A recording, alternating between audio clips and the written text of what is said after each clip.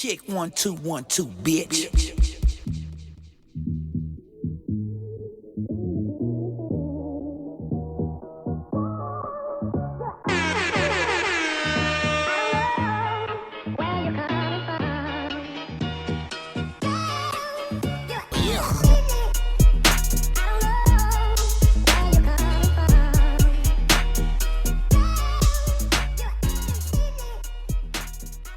What up? What up? This is episode 190 190 of the iLLogical Sense podcast. This is your boy Busby. Give me a hell yeah! And over here is your boy JC No Hats.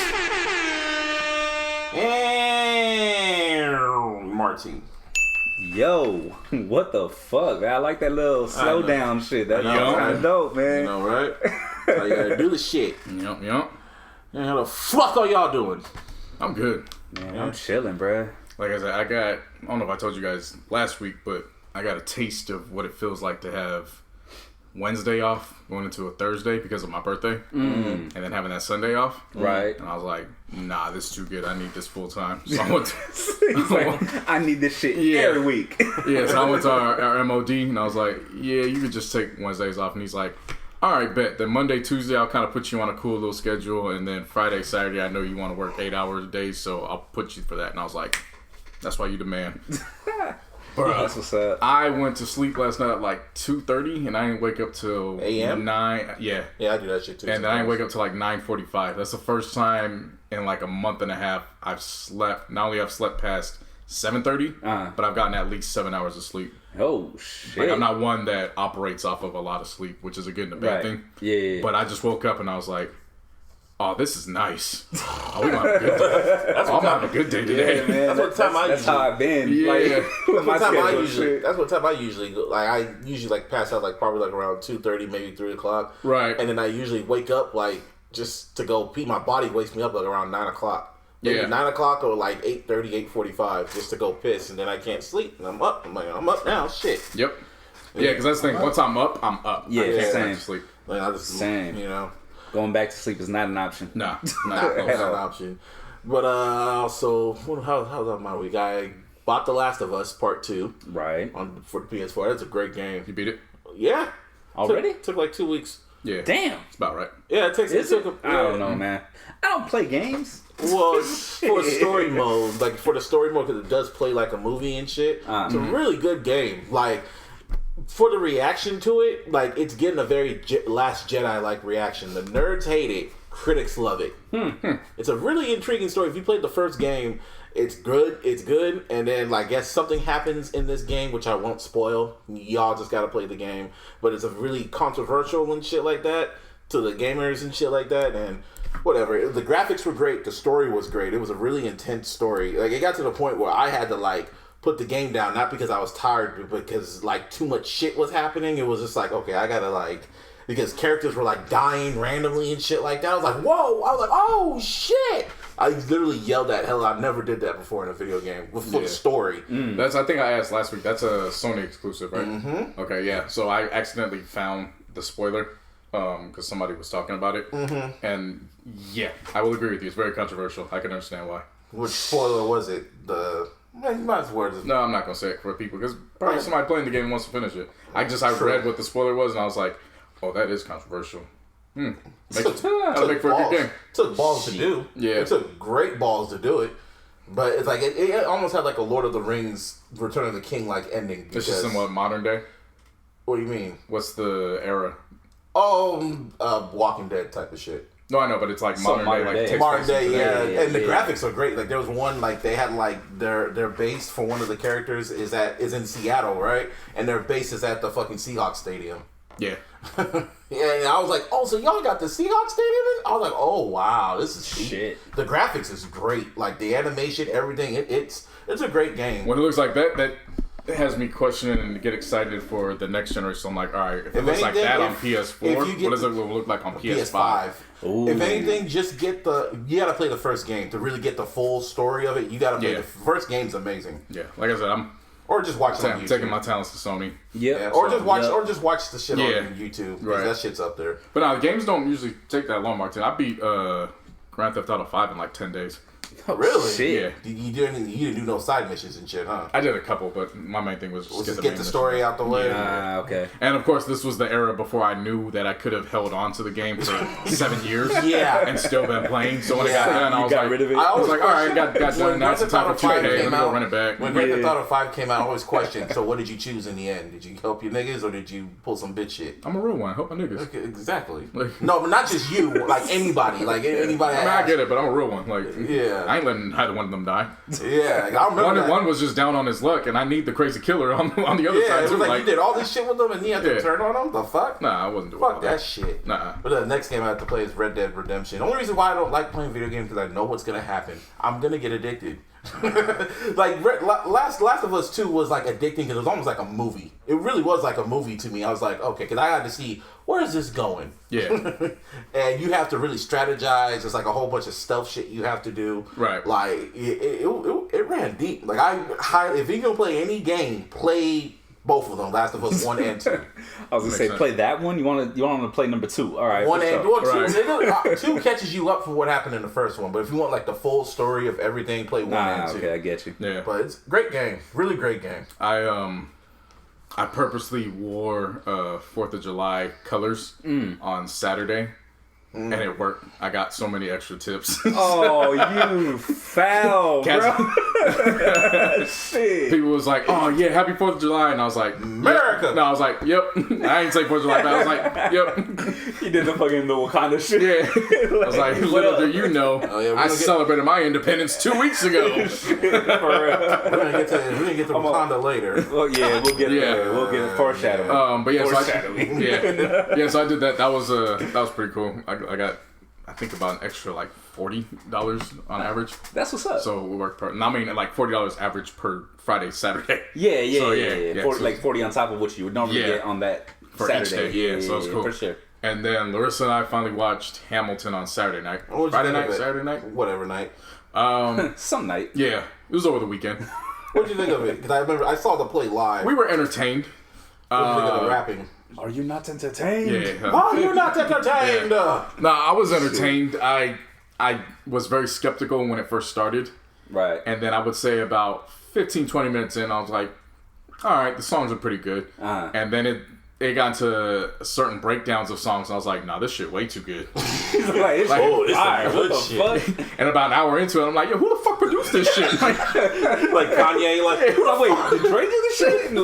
Like mixed by Ali, mixed this shit. What shit is good? The 10 Dual Commandments. So I realized right off the bat, and then niggas said 1, 2, 3, and I was like, this is the 10 Crack Commandments. And then Larissa was like, huh? And I was like, this is a Biggie song. And I was like, one. Yeah, and I was like, that's pretty dope. And then they did it again, and I was like, all right, you kind of overstaying your welcome now. Like, I only needed once. And then when they did the whole court thing with the debate, when it was like a rap battle. America needs to go that format from now on. If you can't debate freestyle off the top of your dome, you shouldn't be a politician. I like that. So, Martine, that was literally what it was. It was Thomas Jefferson versus Alexander Hamilton.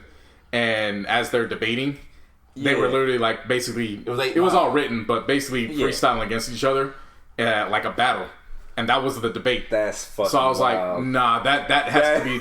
I'm gonna give a round of applause just for that because Lin-Manuel, whatever his name is. Lin-Manuel Marquez. I know exactly who it was. Nah, that's got to be the new format for debating in this country. Like, still haven't seen this shit myself, but I know. If you can't come off the top of your dome and change policies that way, like, then what the fuck's your purpose? Like, you don't need to be here. Old boy from Blind Spotting was in it. He was great. Yeah, from Oakland. Yeah, he played dual roles too. And then who did he play? Jefferson, right? He played Thomas Jefferson, and then earlier he played one of the guys in the. Yeah, I know. Yeah. Fuck, I forgot his name. Yeah, but I know what you're talking. But then the other guy that was in there, I was like, damn, he looks so familiar. And I realized he was the dude in the Crown Royal commercials, the one where he's walking through New York and he gives the toast to his mom at the end. I have no clue what you're talking about. Yeah, he was in that one. And then I did some research on it. Him and the youngest sister, they're actually, in their real life, they've been engaged for the last 2 years. They met on set, started, like, Hamilton got them to be engaged. Like, shit. Yeah. What's so crazy about that play, man, is just, like, how much, like, me and Edgar are talking about it. Can you just imagine how, the rehearsal for that shit? And just, like, it was, like, super, probably, like, a sweatshop. Because everyone had to be on cue with the raps and all that shit. Because everything's rapping. I'm sure with that type, and I could be wrong, I work so much better with rhythm.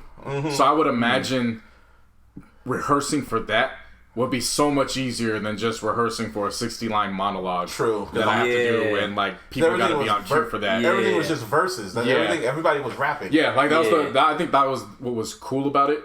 And I'm saying that like I wasn't really too big on the story because I kind of read the background of it and him saying that it's not all factual. Right. On top of that, they pretty much just niggified these men that own slaves. So it was kind of like, all right, where are the slaves at? Like, why don't you just make the slaves white? Like that would have been easier. That's too far. That's too far now. Come on, bro. That's too far. I would have bought into that. Like it is what it is. So yeah, there were just some certain things like as far as the overall story, I'm still kind of reserved on it. But it was entertaining enough to be like, I probably still wouldn't have spent the $600, but I'm glad I'm able to watch it now. I saw the play in Frisco, and it's funny because Alexander Hamilton in Frisco was black. The guy who played him. And I was like, but yeah, it was like, again, like I really enjoyed it. It was hard to explain it when I first saw it, and explain it to you when I saw it like a few years ago. But watching it, it was like the original cast on Disney Plus. I was like, that was a come up for Disney though. Yeah, they had over 700,000 subscribers just to watch Hamilton. It went up 73%. Yeah, I heard about that shit. Yeah, that's subscription went up 73%. Yeah. I'm so glad I bought that stock in Disney a month ago. And the Hamilton's mixtape, like the little soundtrack, that went up on the charts. It went up to number 3. One of their songs was on, I forgot which, I think 2K17. One of the songs was on there. They were on the BET Cypher too. Hamilton? Yeah, it was because it was on the rap version. So it was Nas, Dave East, and somebody else. Oh, from the remix album. Mixtape shit. And like the Hamilton cast was on the, what's it called? BET Cypher. That's how people kind of realized. Because I remember when the buzz was like building for Hamilton, I was seeing Questlove, I was seeing Hove. Hella people were out there playing. Like, this is a hip hop play? Like, how's this hip hop? And then I watched the Grammys when they performed there. I was like, that's smart. Oh, that's smart. Yeah. Damn, pretty genius. I wonder if they would ever do black owned too. So yeah, I felt good. Like I said, the story was They were trying to cancel it too on Twitter. But really? Oh, because of the whole slave shit. Yeah, I mean that's what I'm saying. Like I wasn't gonna cancel it. It was just they already got. I'm not the biggest historian, but some things I kind of want to stay in context. Yeah, I get you. Because on one hand, the musical arrangements, they're great. But on the flip side, some white person that doesn't believe racism exists anymore, they could see that and they're like, oh, see, they got along like that. Saying it's like, I get what you're saying. You know what I'm saying? So some things got to remain factually true. But other than that, it was entertaining. I was wondering if they would ever do a real live movie of it, because I guess this is the movie, Hamilton movie. I hope not. But that should look like Romeo and Juliet. That's exactly what I'm thinking of. Like Moulin Rouge. Nah, I didn't like that. I like Moulin Rouge. Moulin Rouge was fire. Well, Moulin Rouge was designed for that. So was Hamilton. Hamilton was designed for a play. Yeah. You know what I mean? Like, to move that into a fucking movie, it doesn't translate. It doesn't translate exactly. And also, they incorporated bullet time into the damn play. Like, I don't know how it was possible, but they incorporated bullet time into this shit, and it worked. Because they had like a rotating stage and shit like that. Yeah, Hamilton, man. That was good. Fire. Round of applause to Hamilton. We'll keep that going. Round of applause to Netflix. Netflix just said, yeah, so we're going to take $100 million, we're going to invest them in black banks. I was like, oh, shit. All right, cool. Well, if Netflix is doing that, let me follow up on what I've been saying and let me get my money into a black bank. So I found one. I think I found one United.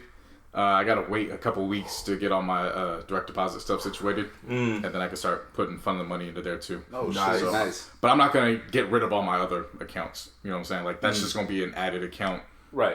Like a savings account or something. Yeah. But I'm definitely going to be funneling money into there. And trying to think, did you guys not spend money yesterday?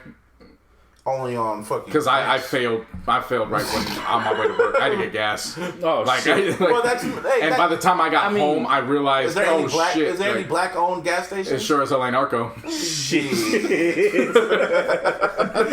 It damn sure ain't Arco. And then before I realized it, I had paid another $18 at Buffalo Wild Wings for the buy one get one. And by the time I got home, and I was like, oh shit, that was today. Yeah. Well, I won't spend any more the rest of the day, so yeah. That was exactly the way my shit went. Like, I DoorDash some shit. Yep. You know, because Tuesdays is my days off. Right. You know what I mean? That's like the one day that I for sure have off every week, no matter what, right? Mm-hmm. So I DoorDash some shit when I woke up because I was fucking lazy as shit. Yep. Hey. Went to sleep. So I didn't spend a whole lot of money, but the money I did spend, it was like completely unfucking necessary. Yeah. Like, had I known the situation, you know, had I known what was gonna happen, you know, be going on, you know, whatever, I would have, you know, switched it up a little bit. Probably, you know, went poor as shit, ate some cereal. You know what I mean? Of course. But yeah, nah. Other than that, I really didn't spend too much money though. I didn't spend. I hella forgot about it, and I still didn't spend shit. Oh, maybe on some water. All right, you're our saving grace. Appreciate it. I guess. Round of applause to you. Good job. Yeah. No claps. Proud of you. No hand claps. No hand claps. No hand claps. And you guys see Minister Farrakhan's The Criterion over the weekend? Is this nope? Yeah. No. I gotta watch it, but I really heard good things about it, so I'm gonna go back and watch it. What was that on but he BET? delivered. I don't know what it was It's on. on BET. Oh my god. Last time I saw, he was streaming it on YouTube Live, so I don't know if it was anywhere else. But he gave that. He delivered that on 4th of July. I heard it pissed off a lot of white people. Of course, he always pisses off like, white people. The sky's blue. And I was like, oh, cool. Yeah, I'm going to watch that for sure. Let's see. And then, you know, Freddie Gibbs chimed in and was like, yeah, I'm going to buy a white carpet because this nigga. Wow. Yo, Gibbs is on some whole other shit, though, bro. He's been on academics his ass. He's been on a run, man. He's been on a run. Oh, yeah, Yeah. the universe got academics. I told y'all the universe was going to get his ass last week, and it did.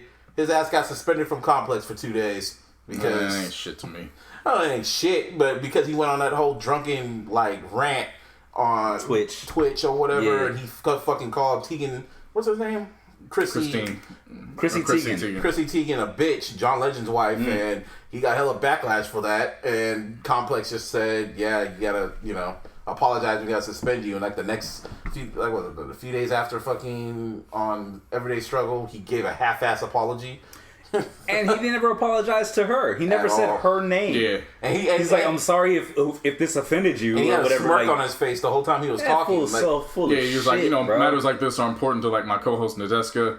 And I was like, and I feel like if I'm going against that, I'm going against what Nadeska believes. I'm like, well, what about what you believe? Like, yeah, is this wrong? Because clearly don't sound like you think it's wrong. Seriously. But I think the biggest thing is that fuck the Complex shit, because Complex went soft on him. Like, oh, big whoop, he's out for 2 days. Yeah. Like they already have the week off because of the 4th of July. Yeah, shit. so when they come back, he's gone for Monday and Tuesday, and he'll be back when like that. What is that? Yeah. But the biggest thing is Twitch was like, nah, we ain't fucking with you. Oh yeah. No, that was the one where I was like, his ass from Twitch because of what happened. He was talking that big bad shit. He felt untouchable, but he still had not learned that. He's still beefing with Meek Mill. He's still beefing with other rappers. Of course, and shit. because nobody's put hands on him yet. Yet.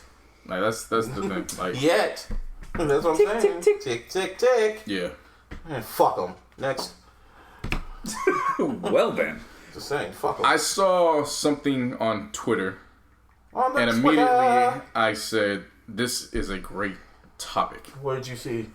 It's a I don't want to say a remake, but that screen of Lisa Simpson when she's in the theater and the projector's behind her. Yeah. Somebody wrote in it, and it reads, instead of remaking great movies, they should remake bad movies that were based on good stories but did not meet expectations. Oh, I know exactly what I'm thinking of right now. Mortal Kombat Annihilation. Oh my god. That was the really first one that came off the dome. That's funny because the first Mortal Kombat's on Netflix right now. Yeah. I watched that yesterday, man. That was like, damn, this aged really well. Only thing that was missing, it needed to be rated R. Yeah. It needed to be more bloody. But it was still entertaining. Mm-hmm. It was very entertaining. But that's the thing that bugged me about that movie is because of the fact that the game was like hard controversial as fuck. Yeah. You know what I mean? Like, it's so gory. The first there's people falling on spikes. Game. Yeah. There's blood everywhere. This and that.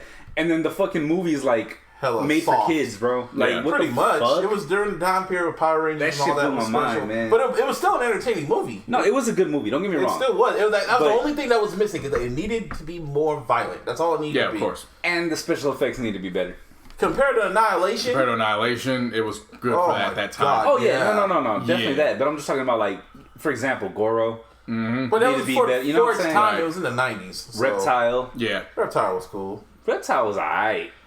I mean, Mortal Kombat Annihilation. They fucked that up. They tried to throw Mortal Kombat 2, Mortal Kombat 3. They tried the whole trilogy. It was the Mortal Kombat trilogy. They tried to throw all the characters They put part 6 all the way in there. Shit wasn't even out yet. It wasn't even out yet. They tried so hard on that one, man. And you can tell they rushed to make it because they saw the success of the first movie. Yeah. And the only person who came back was the guy who played Liu Kang, and then the guy who played Raiden. I guess he was a dude from Kung Fu. He didn't come back. Yeah, none of them except for Liu Kang. He's the only one that decided to come back. And Katana. Yeah, Katana. Yeah. Yeah, that movie was trash, man. The other movie I'm thinking of was it was in my mind. I saw it. Oh, Birth of a Nation. The Nat Turner shit. We watched it. You forgot already? No, but I wouldn't consider that a bad movie. It didn't meet our expectations. Yeah, but that doesn't make it bad. Forgettable. Like, when I say bad movies, I'm talking about movies from Jump. Like, in the first 15 minutes, you're like, this shit is horrible. Shit, like, trash. That's what I'm talking about. Like, not movies that didn't meet your Well, expectations. there's movies like, that pissed me off. There's movies that pissed me off, and there's movies that were just bad from Jump. So, I'm trying to think, what movie would they have to... Sinister 2, they need a remake. Because that one was trash. Compared to the first one, that pissed me off type of trash. Yeah. Sucker Punch needs to be remade. But was that even a good storyline though? What, Sucker Punch? I know. You know what I'm saying? Because that's what it's saying. It's like the storyline's good, but the movie was trash. Zack Snyder said flat out they fucking edited hella shit out. That's Zack Snyder's hella fucking story about it. All the movies that he released are trash. My whole point though is like even then, even if they did edit hella shit out, was the storyline even that good? Nah, I didn't even like that movie at all, bro. That's the first movie. One of the first. Fuck all the other shit. I'm talking about the story. Sucker Punch. I told you about it. I told you about Sucker Punch. How long ago? Shit. Oh, this is an old ass, or not old ass movie, but like, one of the movies I was legit pissed off and I walked out of. I think I explained it to you once. Did you ever watch the whole thing though? I remember that. Yeah, I did. I've never seen it, but I remember you talking about it. I remember I walked out because I was pissed. That was the first movie I've ever legitimately got so mad and walked out. The Happening they should remake because it was a good premise. Definitely. It was a great premise, but M. Night Shyamalan had M. Night Shyamalan, and yeah. They should make Soul Plane. I was thinking of that, but I think it's good for what it is. I went back and rewatched that shit, and I was like, they had such the perfect platform to make this hit, and it just... That movie didn't really make me mad, though. Soul Plane? Yeah. It was just bad from Jump. I mean, it's bad for, like, entertainment purposes. I mean, especially when you consider, like, all the, like, the names that were in it, too. Yeah. Like... They just needed a better script, because the premise was perfect. Yeah. Like, it was pretty much airplane with black people. That's all it was. I know a movie. I was thinking The Room. You're tearing me apart, Lisa. Oh wow, y'all don't Tommy Wiseau? No. You don't know The Room. You saw the movie. No. Oh my god, you guys know this fucking. Oh hi, Mark. Who? Okay, you remember fucking? Even Meta for See, they all know The Room. Oh, you say it's a classic? They all know what I'm talking about. Caffeine, y'all know one of the worst movies ever made. But it's popular for the wrong reasons. Okay, I'll take your word for it. The movie that James Franco made that won a fucking Golden Globe. You niggas. All right. What's it called? I did not hit her. That's true. I did not hit her. I did not. Oh, hi, Mark.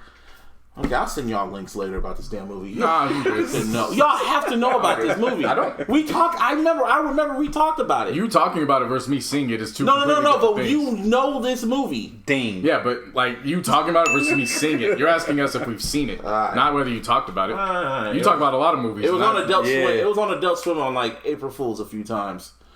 Whatever. And another movie that has to be... Is it an April Fool's movie or like what the fuck? No, okay. It was about this one dude named Tommy Wiseau. Why did they put it on He there? made his own fucking... what's it called? Yeah, The Disaster Artist. Remember that movie? Nope.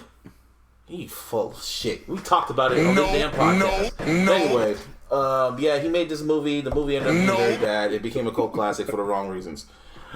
For all the right reasons. Anyway, another movie that was really bad. Tales from the Hood 2. Oh. Yeah, ain't shit funny now, huh? Oh, yeah. It was a Martin Lawrence movie. Fuck that movie. They need to remake that. Okay, but was the storyline that good? Oh, it could have been. Really? It could have been. So? Yes, they need to remake that for the culture. Because Tales from the Hood 1 was one of the best horror movies ever made. And nah. Martin Lawrence and National Security. That don't even know they even remake. That wasn't a bad movie. That was terrible. I mean, that shit was I'm garbage. drawing a blank. I know I've seen it, but it was the one after Blue Streak. Well, way after Blue Streak. It was the one where he went back in time, in medieval times. Oh, It was the one that's after not National that. Security. Wait, no, that's but not National Security? No, listen what I'm saying. National Security was after that movie. Oh, fuck. Oh, That's you what mean I'm the saying. Black Knight or whatever? The Black it's Knight. called? National Security was after the Black Knight. Yeah, National Security was trash. No, I don't recall that one, bro. I don't remember that. I know I've seen it. Yeah. Like, you know Yeah, what I Dave mean? Like, Chappelle's I'm in that positive shit. I've seen the shit. Dave Chappelle's in that shit. No, Dave Chappelle was that's in Blue Street. Blue Street. National Security Man, was no. National come on, Security bro. was cool. National Security Nah, it wasn't that. that was bad. It doesn't need a remake. I can tell you that. It does not need a remake to like. No, it's not. It doesn't need one, but I would like. You're asking me what I would like to see. You would want to. Yeah, like a bad movie with a good story. Because the premise is good. Oh, Like, the premise was good. no, we're talking about premises that I know are good. what They're just the, they weren't exactly. executed The right. Blair Witch, the last Blair Witch Oh, movie. no. I'm sick of all that bullshit, Oh, bro. wow. I was tired after the first one. When I seen the first one, I was just like, bruh, they're running through the woods with the their woes. homemade. Oh wow, with the homemade, like you know what I mean? Yeah. Video and shit. No, I'm What talking about is the so remake. fucking? No, I'm talking about the original. What Oh, the yeah. fuck is so special about White this? Problems. It was the first like found footage movie of its time and shit. And what's it called? It was like the first one people thought the shit was real. So Yeah. Stupid. I mean, yeah, it was when you look back at it. Stupid. I was gonna say, You got served.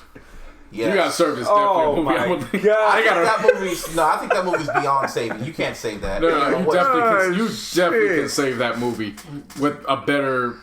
Just get some better writers and get some actual actors and actresses. That could be I was just gonna that could say, be a- how can you save that shit, bro? Put Chris Brown in it. That's a start. Fuck you. You win. I mean, no, that movie's beyond saving. Yeah, I watched. Oh, you got served. Nah, you can definitely save that. You With the could. dancing. We've seen it plenty of times. I mean, Stomp the Yard was a good Hey, one. Stomp the Yard is Stomp the Yard is good, man. yeah. Like, yeah, that's what I'm saying. You seriously. just got to readjust the storyline. Like, Yeah. Yeah. the overall premise of it, it's kids getting a dance battle. They're some of them are part of the street. So they get into some shit. Now some of them owe money, and as a result, they're beefing with each other. Like, that's a great premise. And you gotta do it for Lil Saint. Yeah. You know what I mean? The downfall is you just doing random fade shots of the same walk within a 10-second span, and like they've like faded 7 different times, and they've only taken like 8 steps. shit. Like, that was the I'm problem. really trying Yeah. to think of another movie that had a good premise, but it was just terrible. There's a few that just pops in my mind right now. Coach but- Carter. I mean that's for personal reasons. The fucked up thing is Coach Carter is real. It happened here. Yeah, like that's it's a what I'm real saying. story. Like, people in the Bay probably feel that way. Oh yeah. I really truly wonder what it like. Would have sounded if they were playing Mac Dre in the background. Oh fuck no, nah, bro. Like that's out top. But I'm talking about like what other people think about it, like outside of the Bay Area. Oh, they probably enjoy that it. shit. Yeah, that's what I'm enjoy saying. it. Like Yeah. you know what I mean? They probably think it's a good movie. Ridgewood. Nobody ever said that out here. Yeah, But like- fuck. It doesn't snow in Richmond. I will say At this: all. as far as the Ridgewood, we don't know if they said that shit. They or not. They don't. No. Even I know that. Do you know? Jason's from Richmond. Ross Okay. is from Richmond. They don't say that. Then they never said. I'm saying The rich what? motherfucker, you let me talk. Shit, I'm talking about like when that shit happened. I'm talking about like nah. They grew up. They grew like up even around all the team. that. The team Nope. didn't do it. They grew Alright, up for sure. watching Richmond. Like Alright. Who says that anyway? they Well, people yeah. say like teams come up with shit. Rich what? Nobody or who's got it better than us. That's fire. That's bullshit. fire. No, it's not Rich trash. what? That's trash. I don't know what the fuck you talking about. You didn't Who's like got it better than us? Nobody. Everybody you play against. Well, damn. Hardball. Damn. Thank you. That sounds personal. Hey man. I mean, I understand. You understand? I mean, bruh. But that sounds personal. It's happened every fucking That sounds team personal, he's been Mark. with. Sounds like he wants to rewrite that script. he I really do. Because I would have handed the ball out to Gore. I'm just saying. wants to remake that movie real Just quick. fucking saying it. That sounds personal. Matter of fact, Sounded Harbaugh is violent. Coach Carter. She sounded violent. I was like, goddamn. I will say this. I love Any Given Sunday, so it's not a bad movie. I would just like them to just redo it and make it just a little bit more believable, because the fact that them motherfuckers played 4 or 5 straight And that nigga games, got a big head. No. they played 4 or 5 straight games and they only wore the black jerseys. Like, I'm not buying it, fam. Like, when was your away game? Like, right. And it was only 4. And there was only what 4 games. And Jamie Foxx had a big head in a music video in less than 2 weeks. His ego got that big. He was doing interviews and shit. Like, like make that shit happen in week 3. You know what I'm saying? Like, make it go like a whole season and shit like that. That would have been a better story. Or hey, like. My catchphase shit. Send it to Netflix. Make it a make it a series. It needs to be a series. Any given Sunday could be a fire ass series. I mean, ESPN proved it. But then they got 2. It got 2 playmakers. Yeah, playmakers. Yeah, it got 2 real. It got way ahead of its time. It got 2 real. It shouldn't have been on ESPN. Yeah. I know they had all the real stories and shit that they could put into it. They said Disney called them like, "What the fuck is this? Get this off the air. What the fuck you think this is?" Yep. Who they based the running back off of? Was it Otis Smith? I think it was from the Vikings. Maybe with the Wizinator. Maybe. The illegal. I know they were based on characters. Because I remember one was siphoning his piss sample and shit. That's the one I'm talking about. Yeah, that was Omar Gooden. The other running back was losing his job, and he had a linebacker going through PTSD and shit. Right. I'm telling you, I remember. Hey, that's legit though. Shit, this one you could. You know how much story they got? It may sound horrible me saying it, but fuck it. It's if you're gonna base it off realism, Now you can make one, and then in season 3, base one of the players off of Aaron Hernandez and Kaepernick. Have it all in the same. Season. All in one locker room. In the same season. I mean, shit. It happened in Florida. You had Tim Tebow. You had Aaron Hernandez. You had Percy Harvin. You do one season of that show based off Kaepernick, Aaron Hernandez, Ray Rice, Kaepernick, Riley Cooper. Oh shit, he was on that fucking team too. Yeah. The twins on defense. The McCourty twins. Yeah. Yep. I'm telling you, in that season of Playmakers, you can do stories based off Kaepernick, Ray Rice, Aaron Hernandez. Who else was problematic? All in fun, like back to back seasons. Yeah. God damn. They have, man. They could bring that back, but Disney. Look, normally I get upset about giving out a bag, but you know what I'm saying. Like somebody got to make that happen. Yeah, I want to see it. Yeah. I mean, HBO, we kind of got it with Ballers. We kind of did. Yeah, Ballers. Yeah, kind of. Wasn't that more like on the sports agent type? Yeah, I know, but I said things, kind you know of. what I'm saying? Like, either way, that's a realism. You know what I'm saying? That might even bring us into our next topic because boy, were they right about that Patrick Mahomes contract. Bruh. He won the Powerball contract. Salute that man. 500 M's. $500 million. $503 million with up to $477 million guaranteed over 10 years. And remember, he's still got 2 years left on his rookie contract, so it's a 12-year deal. Wait, he's got 2 years left? Yeah. I thought he only had 1 more year. He has 1 that's the play-in, and then he has the team option. That's wild. Okay, so they're not counting the team because they were saying. So he has. What was it? The contract goes through 20. What was it? It's 31? 2031 or 2032. Yeah, so they're not counting the team option then. No. So that's the 10-year deal itself. Yeah. Because remember, his rookie year, he sat. Mm-hmm. His first year starting, he won MVP. Right. And then his third year, he won Super Bowl. So he's got 2 more years. He's got 1 more for sure, which is this upcoming season. That's just fucking and he's got wild, the team bro. option. And then after that, his money kicks in. That's wild. That's fucking $500 million, and that's baseball money. Yeah. We used to laugh at football players for not getting basketball money, and this man, you can tell a quarterback. You can tell he's from a Major League Baseball player. Mm-hmm. So you know what, Dad? I'm gonna take what you gave me, and I'm gonna recoup, and I'm gonna get you your money. This was Kansas City's first Super Bowl win, so they were just like, "Oh, this is whatever you want." Okay, cool. Whatever. I want $11 billion. How about $5 billion? Yeah, deal. Or $500 billion. $500 million. About half a billion. $500 million. Okay, deal. Like when because at first when the report came out, it said like what 450. It was $400 million. That was the first. I was like, wow. I 400. said, wow. That was at first, and then I was at work. Then it was $450, and then my coworker said, "Yo, it's $450." I said, wow. And then I get a notification from ESPN. It said $500 million, $503 million. I said, wow. Yeah, that's big money. He literally became the owner. Yeah, he's the GM. He's the star player. He's the coach. He's the recruiter. He told Andy Reid, "No, I'm gonna eat the sandwich tonight, and your wife. The hamburger. That's mine. That's mine."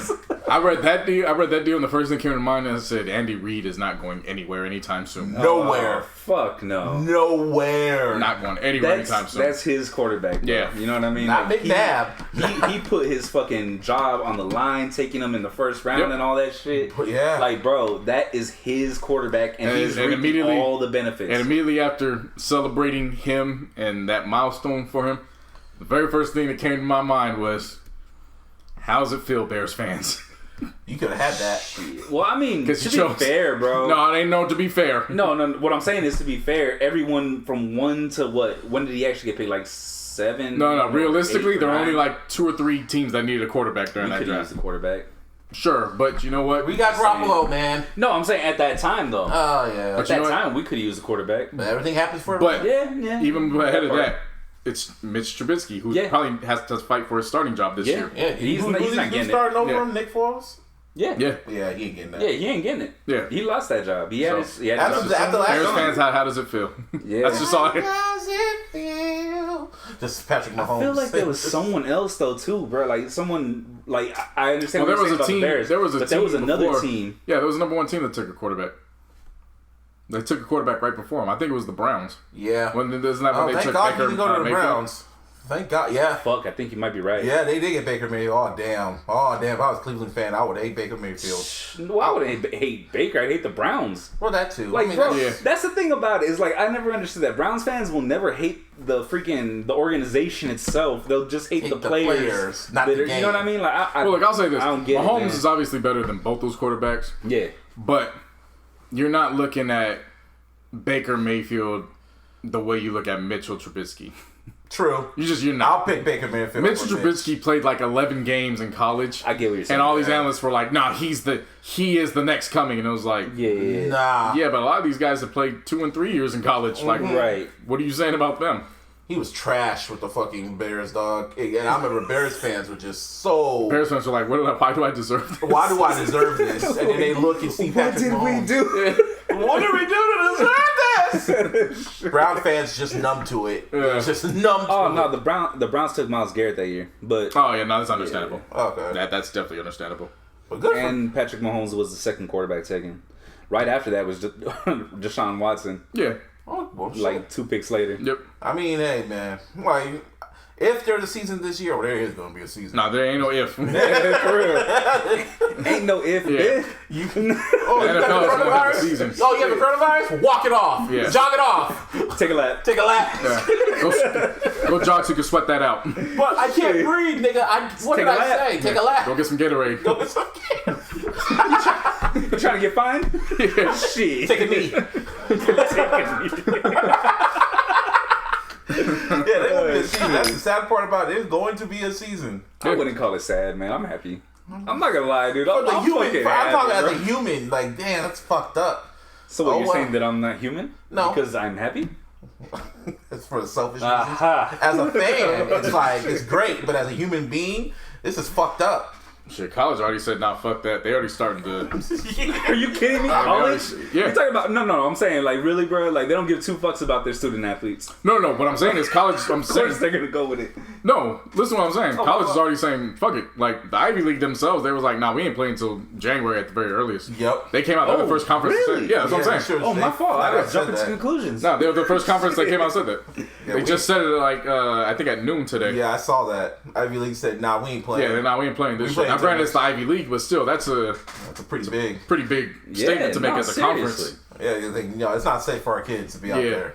I mean, That for is- my money, that's what they mean to say. Meanwhile, they, It is crazy, but it is Ivy League, though. Meanwhile, they'll get them out, but in return, they'll be like, hey, so we're probably not gonna have people on campus, but tuition is still $50,000. Oh, you guys didn't read that yesterday? No, I heard that. That's right. Yeah. I was like, $50,000 to have online classes? Like, nah, you must be out your fucking mind. Goddamn mind. Now, ICE talking about they gonna look at the international students and be like, yeah, you guys may have to go home since you ain't gonna be on campus. Yeah, they gonna try it. Really? Yeah. Mm-hmm. Meanwhile, in Canada, Wow. Their COVID cases are down. nah, Canada, they're down, and they're international students. They're like, hey, you guys need an extra 2 Gs? Like, here, take this. Whatever. International. Yeah, because they closed them borders up for Americans. We ain't allowed nowhere. All these other way. countries, they fucking with American coming into their borders now too. That's the irony in all That's this the shit. funny. They say America's trying to keep everybody outside of our borders. Yep. And it's cold shit here. And they like Mexico's like, nope, you stay out of our border. Europe is saying, you stay out there. Fucking New York, Jersey, because they're the ones that have a contain over it. They're saying, nah, y'all got to quarantine if you come over here. Like, you stay, because, oh, man, out there in Florida, man, they just said, fuck it. If you die, you die. If he dies, he dies. That's what it is. Everything just stays open. Fuck it. Yeah. Ugh, shit. Yeah, Be safe, well, people. you know, man. Wild Wear a times mask. living, man. Wear a mask, because, you know, we know where we've been at. Fuck. Yeah, we've been basically quarantined except for when we're working. I mean, And we sanitize. even then, it's like we're being as safe as possible, right? I mean, like, I'm always wearing a mask and gloves. The only time my mask I is carry fucking sanitizer with me. the only time my in my mask car. and gloves aren't on is when I'm on my car. Yeah, Yeah, that's it. pretty much. Every time I step out, it's either the mask or the mask and gloves. Yeah. But my mask is always on. At my Yeah, no, job, for sure. we have gloves and I wear my mask, and that's Well, yeah, pretty much man, it. that makes sense because you And can they touch have- money too, like Exactly. you know what I mean? So it's just like whatever. Yeah. But yeah, man, Patrick Mahomes, man, congratulations, you overcame the Madden curse. Big money. And got a $500 million contract. money. Now Lamar Big Jackson. bags. Madden cursed my ass. Yeah, bro. Deshaun Watson and Can I get Lamar cursed Jackson. like that? Shit, I need a curse. I need one of them curses. It's a black quarterback renaissance. I know, hey man, Yeah. Lamar Jackson, he's on the cover of Madden. Yeah. Might be your year. Could be, man. Maybe. Shit. Now out to our Niners, shit. I mean, it got announced today that Raheem Mostert, him and his agent said, "Yo, we want our money, and you ain't giving it to us." So they requested a trade from the Niners, and I was kind of mad about it, but I was just like, well, we have rotating. You had like one great game, in a way. I mean, a few. He had a great season. I mean, yeah, but you know what I mean. Like we don't have a star running back. We just have a rotation. it's not like we have one guy who basically Carries the like load. shows out throughout the Yeah, entire I mean, it was a what I backfield mean? by committee, but he Yeah. was definitely the star of But that he was committee. definitely the best one out of them. I will say that. Yeah. For Yeah, sure. yeah. Because it's just to me, when everyone made a touchdown, they all looked the same. I was like, oh shit, touchdown. Nah, there was definitely a reason. This isn't to downplay Garoppolo, but there's a reason why Garoppolo had a good time in having that much ease in the backfield. Oh, going through the ball. yeah. Oh, yeah. All-Star had a lot yeah. to do with that. Yeah, True. definitely. Anyway, he's requesting a trade, and That's the business. I get it. I have a feeling the Niners are gonna do something. They're gonna try to keep him, maybe. They'll come in at the I mean- 11th hour. They'll make him an offer. This is my thing. If they trade him, Well, so be it. that's how I feel. I just know want what him to get his money. He Yeah, deserves it. He deserves it. He deserves it. He definitely does. He carried us to the NFC champion, to the Super Bowl. I ain't gonna say carry, Not carry, but he was a star. but he did have a lot to do with it. You Nah, know what I he mean? Like, definitely yeah. did. He had a lot. He had a lot Motherfucker to had it. 4 touchdowns in the fucking championship game. In the Like, NFC Championship, yeah. Yeah, But like I he said, our running But backs I'm the saying, whole but season. when you say carry, I'm talking about like from the beginning to end. You know well, what I he mean? carried And that offense realistically- into the Super Bowl. Realistically, it was a running game in total. No, yeah. It wasn't just. But I'm you know saying, what I mean? but I'm saying from the NFC title game to the Super Bowl. Yeah, he, I mean, he was- carried Oh, that if you're load. talking about Yeah. the That- one, all right, if you're talking, that's what I meant. If you're talking about that was the one game you're talking Yeah. about, and that's what you mean by carry. Yeah. All right, cool. I get what That's you guys what are I saying. meant. But the But whole I season. can't put those words together for him. You Yeah, I know what you mean. I know Like, exactly why. Because the whole Yeah, no. season, Because it was the defense. it Like was- I don't give a and that fuck. too. It was the defense that Yeah, did it everything. was. You were more mad about what getting. I was saying he carrying. carried the offense into the Super Bowl. Buckner. Yeah, Buckner, you were I really was mad about pissed. I that. still am. I mean, and John Lynch, we trust. So I trust Lynch. He. All I'm gonna say is this, man. Strength of the If Kinlaw does turn out to be the same way I felt about Bosa, you know what I mean? Like Yeah. I didn't really want him, but when we got him, I always said if he shows out, cool. Got no issue with him. Yeah. What happened? He showed out. Showed his ass. You know what I'm saying? I got no issue with him now. Yeah. Fucking same thing with Kinlaw. I didn't want him personally, but I mean I'm not the fucking one making decisions. Yeah. He shows out, cool. Fuck it. Y'all made a good choice. You know what I mean? But until then, I got my doubts. No, but Gotta wait and see this season. Yeah. Even though this season I'm kind of like whatever because of everything going on. But we're gonna see. you whatever because of Tom Brady. No, well, yeah, that's it. Tom Brady's in the conference, so you're That's it. definitely You whatever. whatever because of the fucking the That bugs, too. bro. Yeah. That too. That too. But you know, with everything going on and Tom Brady. Because you know down the line, if everybody is healthy for the most part, and the Niners come back looking the same way they did last year, it's, I wanna feel it's so going to be a good. fight between the Niners and the Bucks on paper. On paper, yeah, for sure. NFC Championship game. That's gonna be that'll be the future NFC Championship game. The Niners and the Bucks. Don't make the Niners have to go to Florida. Oh God. They have to find a neutral zone for that. They have to find a neutral zone. Like, they'll find a neutral zone, all right. Find one the 50-yard line. That's the neutral zone. Now kick off. That's the bubble. Kick off, niggas. That kind of sucks. I'm still thinking about the XFL. They could have kept that shit going, man. But fuck. Nah, because the stands were already empty as well. Yeah. Not saying in a bad way, but it's a new league, so the stands weren't all full unless it was Seattle. Yeah, Seattle did. Yeah. They sold a lot of fucking tickets in that shit. Right. That's the thing. That's the thing that sucked, man. It was like, damn, Vince, you had a great thing going with that. Now he killed it. Now he's just is what it is with that one. But Jada says she's going woman to woman herself on the red table. I thought you were talking about watching the Redskins next since we're still I'm skipping around now. Okay. He's like, and we're going to this one. Yeah. Like, and this. I always find I tire out when I talk sports for like an hour straight. So you just sprinkle sports around. Sprinkle some crack on it. Yeah. Sprinkle some crack. Yeah. Sprinkle me, man. But no, we'll get to the Redskins later. But for now, we're on the red table. Yeah, Jada says she's gonna woman to woman herself. What do you guys think? I think she kind of told on herself. Well, she did. She's tripping, personally. She did. Like, dude, you know damn well I just said that Will Smith did not like what Mr. Alcina said, and you can tell in the Smith household it's probably tense in there right now. Yeah. So she even if they are telling the truth and from their end, and nothing romantic happened, and maybe August made a move and she did the shit. Like, let's say hypothetically that's what it was. Even with that standpoint, you're still kind of telling on yourself because how was he able to get that close from begin with? You know what I mean? And there's pictures, there's proof. Like, he took pictures with Will. You've seen them at fucking concerts together, red carpet shits. Like, dude, it's right there. So what? Like, she's trying right now. It's taking forever because she just tweeted that shit and gave nothing else. So she's probably trying to get her lie together. Trying to realize is Will gonna sit? Is my mom gonna sit? Is it just gonna be me and mom and me and Will? Am I just gonna talk to the viewer about what's going on? Gotta bring Jordan Woods back for that one. That's funny. That episode. That's an all hands on deck one. That's funny because that episode of the Keeping Up with the Kardashians was on today. I know that because my mom had it because she didn't want to watch the fucking press conference with the White House and shit. And I was like, I remember when all that shit went down. Shit. So, are we gonna talk about Ye now, or are we gonna talk about the mid-year? No, we're gonna talk about music. That is music. No, music came out. Wait, Kanye did not release no music after he released that song. But you know what the fuck? It's music related. Yeah, but music came out. It's right there. Well, you got a lot of shit right there, but you skipping around, but it don't matter. Music here. Oh my God! Okay, it's. And I've been waiting, baby. Is an awesome guy. I like when he does that shit hella off. Like, Yeah. He goes all over the place with it, like, damn, bring it boom, boom, back. Like, straight all over Like the damn Michael place. from Smooth Criminal. Nah, you going, like, you don't even have a handle on it. Fuck it. at all. Fuck it. Mike's was a legitimate. Yours That's what he did. He's spreading around in the end. No, you're missing what I'm saying. I know what you mean. Anyway. Mike's was smooth. Anyway. Yours is all over the place. That's how it is. That's what she said.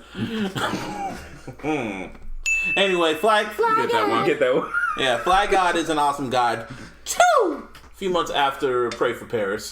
And I like Pray for Paris too. I mean, I like Pray for Paris as well.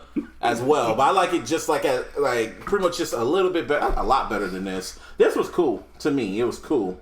But yeah, y'all like it, so go ahead. You know, I really fucked with this. Bet you do. I really fucked with this one. I ain't gonna lie, bro. Like, I don't know what it was compared to the last one, but to me, this shit just flowed so fucking much better. Like, from beginning to... I can't even put it into words, man, but that song with Boldy and fucking and Benny... Oh, yeah. That shit's fucking hard. A lot of people keep forgetting Boldy is signed to them now. Yeah. I like Michael Irvin. That was the first track. Yeah. Nah, Michael Irvin was the skit. Wasn't the song. That was the first song. That was the track. No, Praise God. Oh, yeah, you're right. I'm sorry. Yeah. Jose Canseco was the skit. I'm sorry. Jose Canseco was the the song too. Yeah. It was the first one that was a skit, the intro. Yeah. Only thing I will not say, I love the last track, Steve Burr. I just hated how because it seemed like it was catching momentum with the raps and shit, and then in the end it was just a long ass skit, and I really did not like that. That kind of killed it for me. That kind of killed it for me because I was like, okay, we're going back to the song. Oh, this is still going. Okay. Okay. I liked it for what it was. Yeah, for what it was. Yeah, I guess. Like he wasn't trying to. For me, he wasn't trying to top Pray for Paris. I was in a recording mode. We got in. I did this in about a week or so. Pretty much. And let's go. Yep. Like that's what I liked it for. What I took away from it was we have now formally been introduced to Griselda's first lady, Armani Caesar. Armani Caesar. And boy, did she give a memorable. She deserves a round of applause. She gave a memorable verse on Lil C's. She got memorable everything. Yeah, she's very nice to look at. Like very easy on the eyes. Very. Can't wait for her. But there's beautiful. I don't know if you guys caught the double entendre. Lil C's, Lil Kim. Yep. That was a perfect introduction. So I fucked with that. Stove God Cooks was great all throughout this. He had 3 features. I don't even know who dude is, but it sounded cool. Yeah. You know what I mean? Like I never heard of him before, to be honest with you. Yep. The FlyGod tag showing up for the first time on the second to last track, Rebirth. I thought that was good. Like, all right, you're not doing it all crazy like you was the last time. Yeah, I would have definitely liked to hear it more, but at least we got it on the second to last one, not the last one. I'm good. But yeah, no, overall, like I said, I thoroughly enjoyed it for what it was. Yeah. I knew he wasn't gonna try to top Pray for Paris, and I was cool with that. Yeah. Like some tells me he's gonna try to do that shit later this year when he drops another one. I think Conway's next, or Benny the Butcher. Benny's next with the Black Soprano family. When's that come out? July 24th. That's the Gangsta Grills with DJ Drama. Oh yeah, and then Conway comes out. Conway drops next with month. His shady debut. And Westside Gunn came out and tweeted he's dropping his shady debut right after Conway. Hey. I swear, man, these guys just be pumping out albums like it's pandemic or not. They're still recession-proof, pandemic-proof, like seriously, man. Like when Yo Gotti made his new single "Recession-Proof," he was thinking of Griselda. Yeah, he was talking about Griselda. Yeah, they're like, fuck the videos. He titled it after that. They don't even give a damn about the videos. They're like, that shit will come within time. Let's just get this music out. Yeah, that's and hustle. they are getting music out. Then he just dropped his single. Yeah. Oh, yeah. And then Conway announced that he has a song with Method Man coming or some shit. I don't know if it's a song or if it's a project, but he's dropping something with Method Man. I hope that's a project. And I'm excited for that. I hope that's a project. And then Method Man came out and was like, yeah, while that's going on, I'm dropping a joint with Havoc.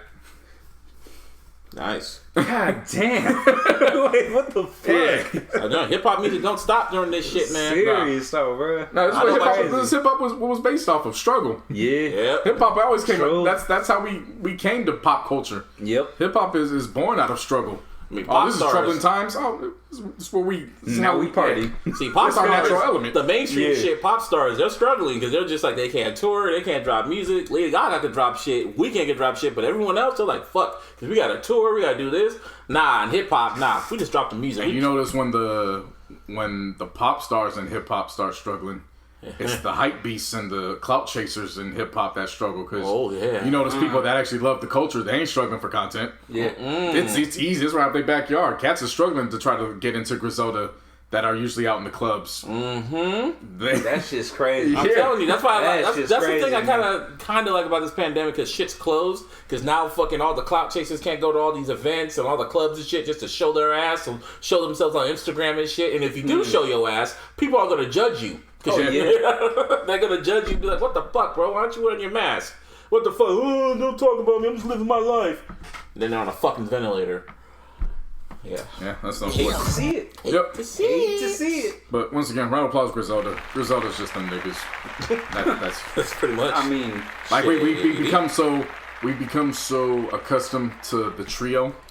Yeah. Again, like I said, then you get to this project, and then it reminds those who forgot. Wait, Boldy James did sign with them. And then if you weren't up on game when the news first happened, again, you've been formally introduced to their first lady. Yep. So that lets you know it's... And they're building their shit. Yeah, they're building their roster. Constant build. This is like... Build from the ground up. This kind of feels like when there was Shady Aftermath and M signed 50, and then he incorporated G-Unit and all the artists were starting to show. That's what this kind of reminds me of. This feels more like TDE to me. I was going to say TDE, that. Because it's more... Even though they have signed with Shady and Rock Nation or whatever, it's more organic. You know what I mean? And they're sticking to their sound. It's just their side. It's like... It's really like... For all intents and purposes, bro, Griselda's independent. I can give two fucks about who they're signed to, or who their management is, or whatever. Group to Shady Records. As a group. But I'm saying, like, as a label, though, that shit is independent. I don't give two fucks. That's always the most powerful thing for an artist in general. I like wouldn't the even go out ghetto of new edition. I wouldn't even go outside of a musical approach. I would just say any creative. When you move like you're independent, but you're backed, it's the most dangerous thing in the world. They're backed by Eminem and Jay-Z. Yeah, that's what I'm saying. And bro, they move like they're not eating tomorrow. And we can look back at history too. You know what I'm saying? Because like, for all, whatever, say what you want about the whole NWA shit, but they were backed. Yeah. Fucking Death Row, backed. Yeah. Fucking Bad Boy, backed. You know what I'm saying? Like they were independent, but they did have that backing. You know what I mean? It was dangerous. When you move on your time and you force the majors to move on your time versus vice versa, you're dangerous. Yeah. Like you own everything in terms of leverage. Yeah. Like and wait till this shit clears up, then they're really gonna be a problem. Yeah, because then they go on tour. Yeah. Oh shit. And they're gonna have the music to back it up. A catalog to do, bro. Like they could do, for real, they could do a whole concert just them three. One night, Westside Gunn could go perform "Pray for Paris," and the next night he's like, "I want to do FlyGod." Yeah. You know what I'm saying? Like, yeah, that's their like they can pick and choose. Like shuffle, you know what I mean? Like, legit, just press shuffle. Whatever song comes up, they really have impressed me these past few years, and it's been growing every year. They just start growing and growing and growing.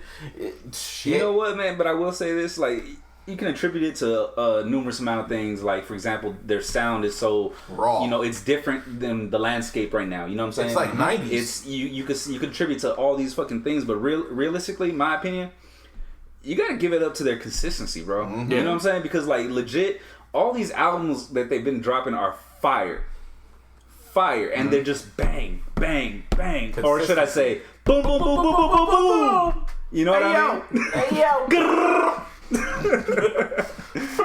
Yeah, but like, catch him at the turnpike. Nah, but their consistency is with the unreal. red light. Their consistency is fucking unreal, bro. Like I've never seen this shit before. Oh yeah. This is very old school. It's very Wu-Tang. Well, I mean, you could say Wu-Tang, but I think their consistency is even more so than that, because if you look at Wu-Tang had 9 members. Yeah. I would say their consistency matches the time frame of Wu-Tang. Because you always got to remember, too, the way the industry was set up 20 plus years ago, it's a different industry from what it was today. Oh, yeah, no, for sure. But I would say they are in line. Like, as soon as one drops, all right, cool, we fuck with it. All right, cool, here's another one. Yep. Like, it's just that's what I'm saying. constant movement. But that's why I'm saying, like, their consistency is a little bit more better, or I guess is because of the fact there's only 3 of them. You know what I mean? Like, for example, like you said, Wu-Tang, one. It would continue on like that.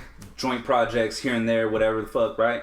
Same thing with these guys, but there's only 3 of them. Or now there's 5, but originally it was just 3. Yeah. You know what I mean? Well, I would say that's the reason why I would say of 9 kind of. You know what I'm saying? The reason why I would say it's more even. Yeah. Just because Method Man didn't have the freedom to drop an album and then 2 months later drop a mixtape and then do a gang of features and all that. So the landscape has changed just based off of the fucking the technology. You know what I mean? So like that. Yeah, as soon as you you can set up your release date through your phone. That's why I'm saying, like, all these other artists that have to wait for shit and all types of other crap. It's like, why are you waiting for why you gotta do videos? No, fuck all that. Just drop the music. Well, like certain depends artists. on what contract I was gonna say, man, the contract might have it signed or have it set to where you have to go through the label. You have to drop at a certain time. Yeah, I forgot. Remember when you're on your remember when you're on your rookie contract, but you're driving a Bentley.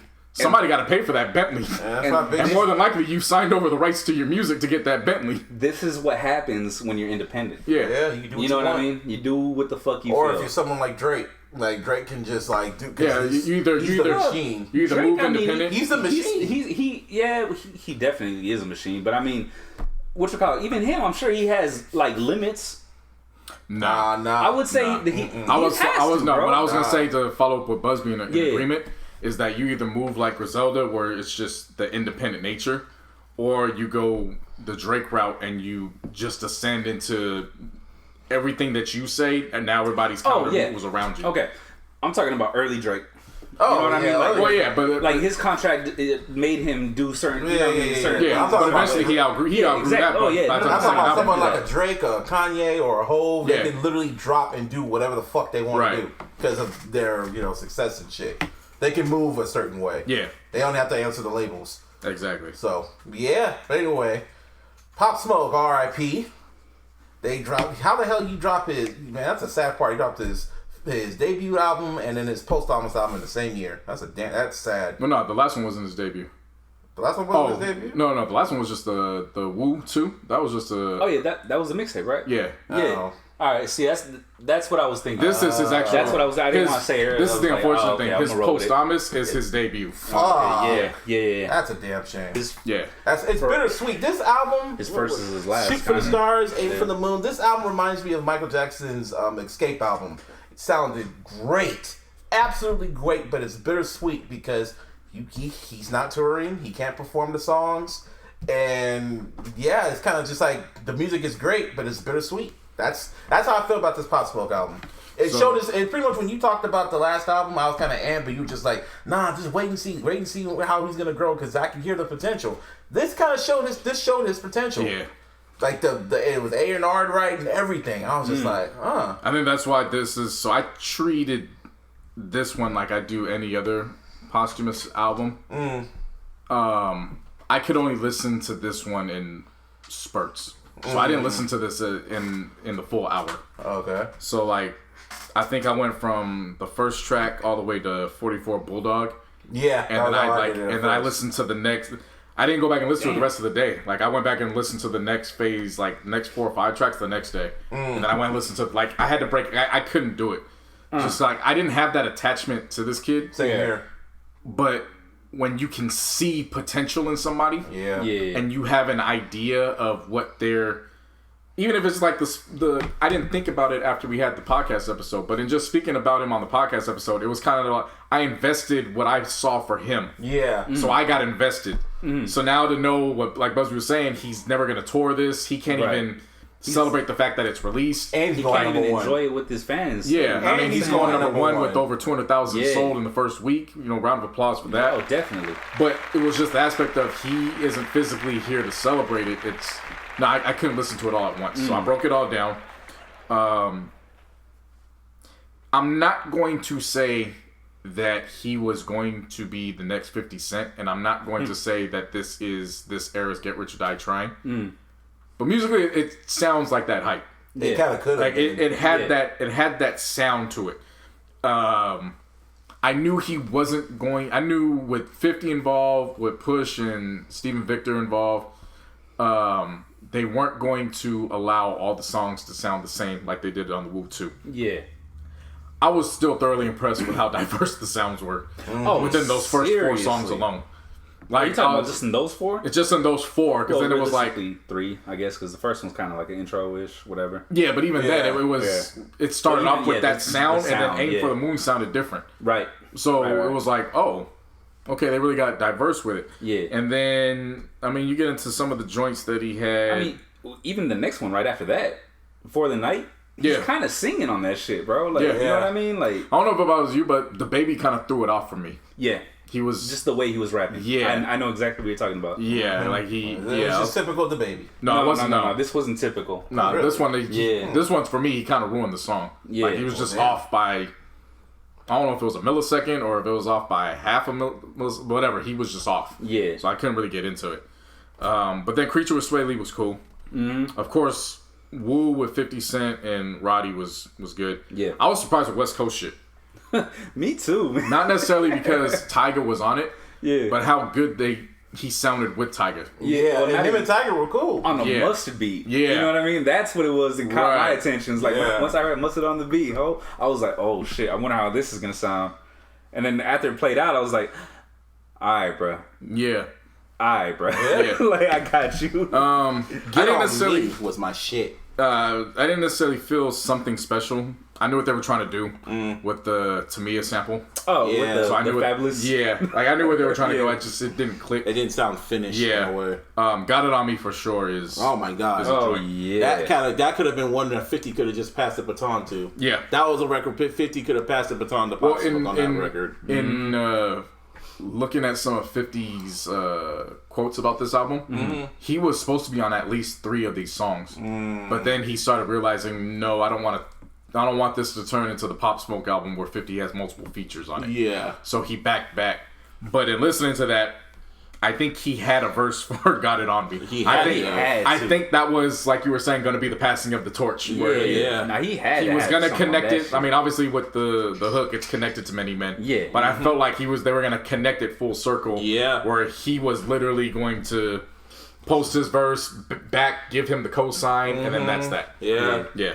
In my opinion, man, I listened to this shit the whole fucking day. The whole fucking day. I woke up, got in the car, drove to work, it was on. During work, it was on. After work, it was on. While I was rolling up, it was on. While I was smoking, it was on.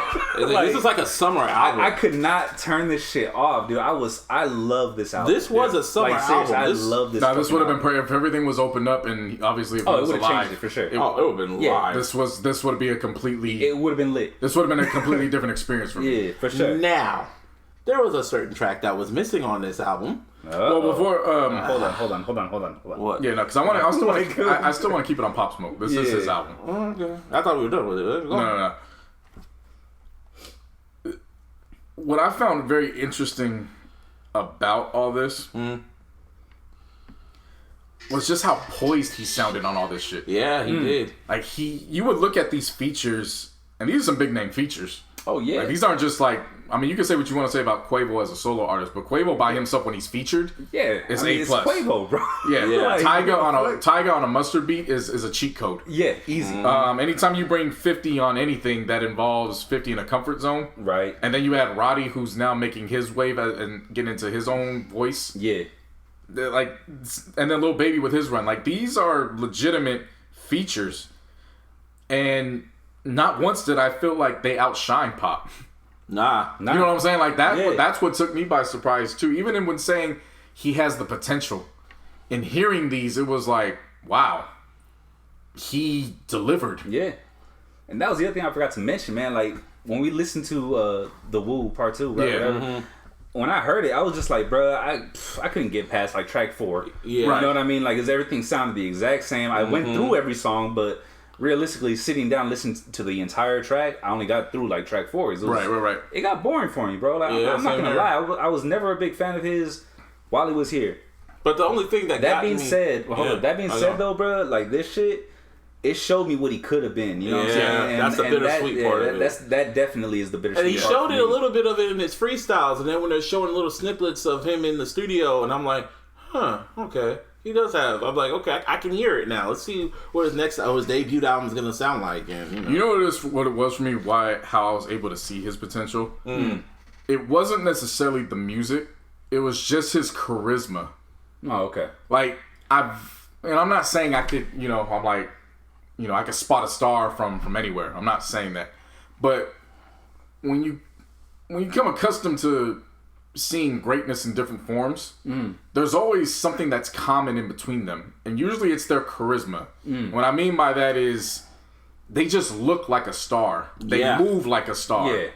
They may not have it all directly there at the time. Females really love this nigga too. Yeah. But I mean, like, he would be on stage and he'd do his little 2-step, and it was the most silly thing, but it was like, to have that kind of confidence rapping about this street shit, but it's like, fuck it, I'm here, I'm gonna have fun. Like, that takes a certain level of charisma that not many people have. Like, you gotta be destined to be a star for that. Right. So, in seeing that, that's what it was mainly for me. It was, I know musically this all sounds very, like, repetitive, but he just has something, and once he's able to tap into that, it turned into this. Yeah. Like, it turned into this. Yeah. And, by the way, the cover's not bad. This cover's great. Yeah, they changed the cover. This cover's beautiful. Can you imagine that if they left that cover the way it was? This cover's amazing. Yeah. Can you imagine they left the cover the way it was? Oh, bro. I mean, who would have thought a black rose? Like, I think it's chrome, dog. It looks like it's chrome. A chrome or whatever. It looks like a rose to me. I'm wrong with a rose. Who would have thought that a rose with a black backdrop would have done it? But you know. Now, Steven Victor manages Pop Smoke or managed Pop Smoke. Who else Steven Victor manages? Pusher. So there was a track that was supposed to be on this album, but I guess it didn't make it. It was called Paranoia, and it was gonna feature Young Thug. It was Young Thug, Gunna, and Pusher.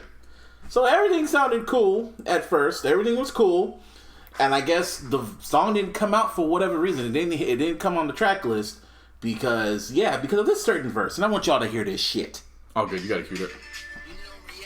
Bites, it's chestnut checkers. Those empty threats only sound good on your records. If the patois is not followed by a blocker, it's like Mark for Death screw face without the chopper. Only to hide the blade flying back through LaGuardia. I might even buy a home out in Mississauga. On my walls have scrawls up to Shabalalas. Many dolls that are sprawled, they my ill nanas. Make a call, she gon' crawl, bad gal patra. I'm involved and absolved, I am Godfather. Hush. Yeah. Whew, so, what do y'all think he was talking about? Who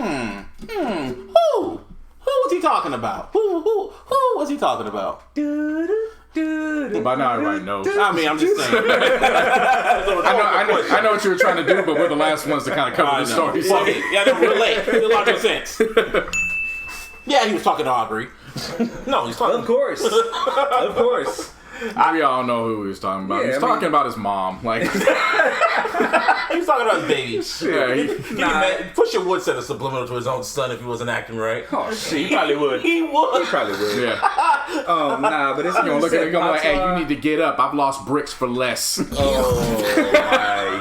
I've lost better bricks for less. Here we go. Push. Like he said at first when the story broke, I think you're the one that put it in the group chat. I read it and I was just like, because I read it all. And I'm like, was he talking to Drake? Yeah. And then I heard the song. I heard like the verse when it came out, and then he said "hush" in the end, and I'm like, oh yeah, he was talking to Drake. And bro, it came before that. As soon as you mentioned patois, I was like, oh, okay. Because patois, that's the Jamaican accent. Shit. So it's not followed by glocka. You know what I mean? Like once he said patois, I was like, okay, I'm listening. Okay, you got me. Yeah. You got me. Of course, Blocka, double entendre because of his hit Blocka on Rat the Cane. Mm-hmm. Exactly. Yeah.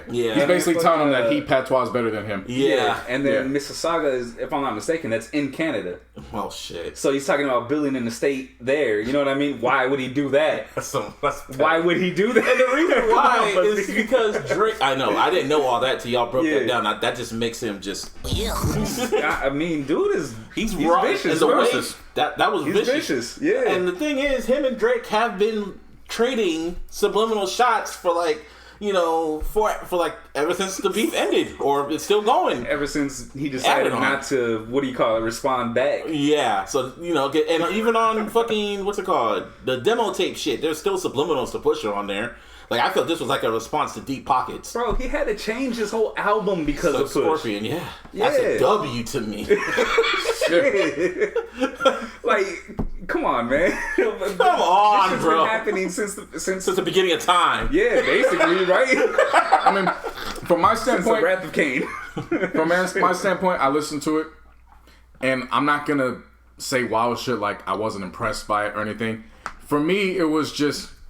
Okay, I still respect you because you're not letting this go. It's cool. And I went about my day. Like, it wasn't like... I respect it because you're not letting this go. Yeah, like, I respect people who, when they say it's on site, it's on site. Like, I respect people like that. Yeah. And you saw a mic, and it was on site. Yeah. You know what I mean? And people were getting mad at Pusha for doing this on Pop Smoke's album because it's death. Why are you doing that? And the first thing that popped in my head was 50 Cent dissed Ja Rule on a Pac record. Yeah. And Pac would have loved that shit. After Ja Rule did a song with Tupac sampled. Yeah. Trying to diss 50. Like, come on, bro. Yeah. Like, what are we talking? This is hip hop. Everyone tries to change the rules, but we're getting far ahead of ourselves. So, I guess when the news broke out, when the verse leaked or whatever, magically it leaked. I feel Drake leaked that shit. Young Thug everyone feeling like, yeah, he was talking to Drake. Everyone speculated, and all of a sudden Young Thug goes on fucking what's it called? Instagram, and pretty much says like, yo man, like I'm not cool. That Pusha shit is weak, man. I got no problem with that shit. He said that verse was 7 days. No, that was after. Yeah, that was after. And I remember everyone was all on Young Thug's side, like, yo, I agree with Young Thug, that's some bitch shit. And I'm going like, and why is Pusha still going at this shit? He's not letting it go. And I'm like, okay, this is the same Drake who fucking kept doing back-to-back over and over and over again and kept mentioning the whole Meek situation on damn near every other track he was on. And he never let the shit go. Meek didn't. I'm like, dude, what the fuck? Why y'all keep fucking moving the goalposts for this dude? But then it's like, why am I talking to the wall? Because it's their favorite. So, whatever. Turn around and start talking. Yeah, I know, shit. It was just funny to read all those. Again, because it wasn't... I'm so accustomed to Push giving A1 quality that when he does it, it's an everyday thing for me. You know what I'm saying? Right. It's like I don't like move. the sky is blue. Yeah, it's like I don't go overly crazy because I already go crazy enough. Like the bars he's kicking, his wordplay, it's great. It's right. A1. Yeah. But I'm used to that, so it don't move me. It wasn't until everybody was like, why is he doing this? He's still chasing for clout. He's still 40 years old talking about this. He's 40 years old still talking about cocaine and drugs, and I'm like, Drake's pushing 35 and he's still being talked about being left on red.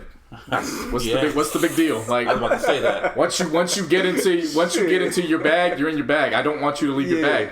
Push could be 70 years old. I want him to be the retired kingpin. Oh, yeah. I'm going to talk about being retired, but still talking about the fish scale. Yeah, Drake could be 40, still talking about going to fucking when Drake's 45, I want to talk about him getting out of his first divorce. Like, you know what I'm saying? Like, you can talk about your same stuff. It just evolves. Mm-hmm. Cocaine in itself is a staple. You don't have to evolve directly from cocaine. People got to get that out of their minds. Yeah. If that was the case, then there wouldn't be any more TV or movie shows solely based on cocaine. Speaking too much common sense. No Narcos. Think about that for a second. Like, how many times have we seen something that looks like Narcos, but we keep going back to the Netflix series to watch it all the time? Exactly. This is mostly to the Aubrey's Angels because they like moving the goalposts for this man. So, after Young Thug posted that shit, you know Pusher, he doesn't wait. I was literally just on Instagram and I see Pusher's shit just light up. And I'm like, oh, he's old. And then as soon as I saw, hey, yo, Young Thug, couple things, I was like, uh-oh. I'm going to read it. Yo, Young Thug, couple things. He added at Young Thug, but it was like the wrong Young Thug. But he knew it was going to get to him. Hey, yo, Young Thug, couple things. One, don't feel bad. Nobody knew what the verse was about. The label head knew. The label heads that stopped it didn't even know. They only assumed because he told them. He, meaning Drake. The same way he told about the Ross Maybach 6 verse. And he'll tell record executives about rap verses. God only knows what else he'll tell. I don't deal in police work. Police rappers or police niggas. I agree with that. 2. Like, he don't. You know what I mean? He don't talk about that shit. I agree with it. We also can't dismiss that the photo then surfaced. And while I get what's going on in the photo, I understand the backstory. At the same time, you don't fuck with police. It does look funny. You putting your fist up right next to the police. And it also looks funny when Drake's in blackface. Of course, no. But listen to what I'm saying. Listen to what I'm saying. Both can look funny. That's what I'm saying. So while in my eyes Push is up by 10, I can still look at it and be like, that was a good shot, but you got it off after the shot clock. It's all right. You still up by 10. Yeah. That's all I'm saying. Like, you can still call it out. And 2. Young Thug, you were the last verse added to the song, and that's only because I requested you. 3, and most important, Young Thug, just so we are clear, I will never look or need your respect for what it is. I bring this to the rap game. Stephen Victor, I demand you take me off the deluxe Pop Smoke. He added Pop Smoke. That was funny. To the Pop Smoke album to avoid any confusion that may take away from this amazing body of work. And he said one more thing. Hold up. I'm going to look. Because he said one more thing and I was just like... And then it was almost like a warning to people. Look. Hold up. King Push has spoken.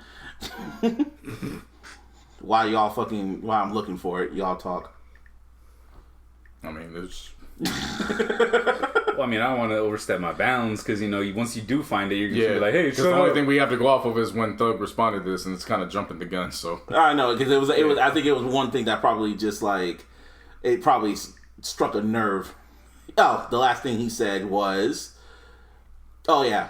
From rappers crying to record executives to blatant label censorship. I don't ride with none of it, but love every bit of it. Now y'all run along now, be gangsters, but leave the devil alone. It's like the third time he's referred to himself as the devil. You feel me? It's kind of scary, bro. He's warning you. That's a warning.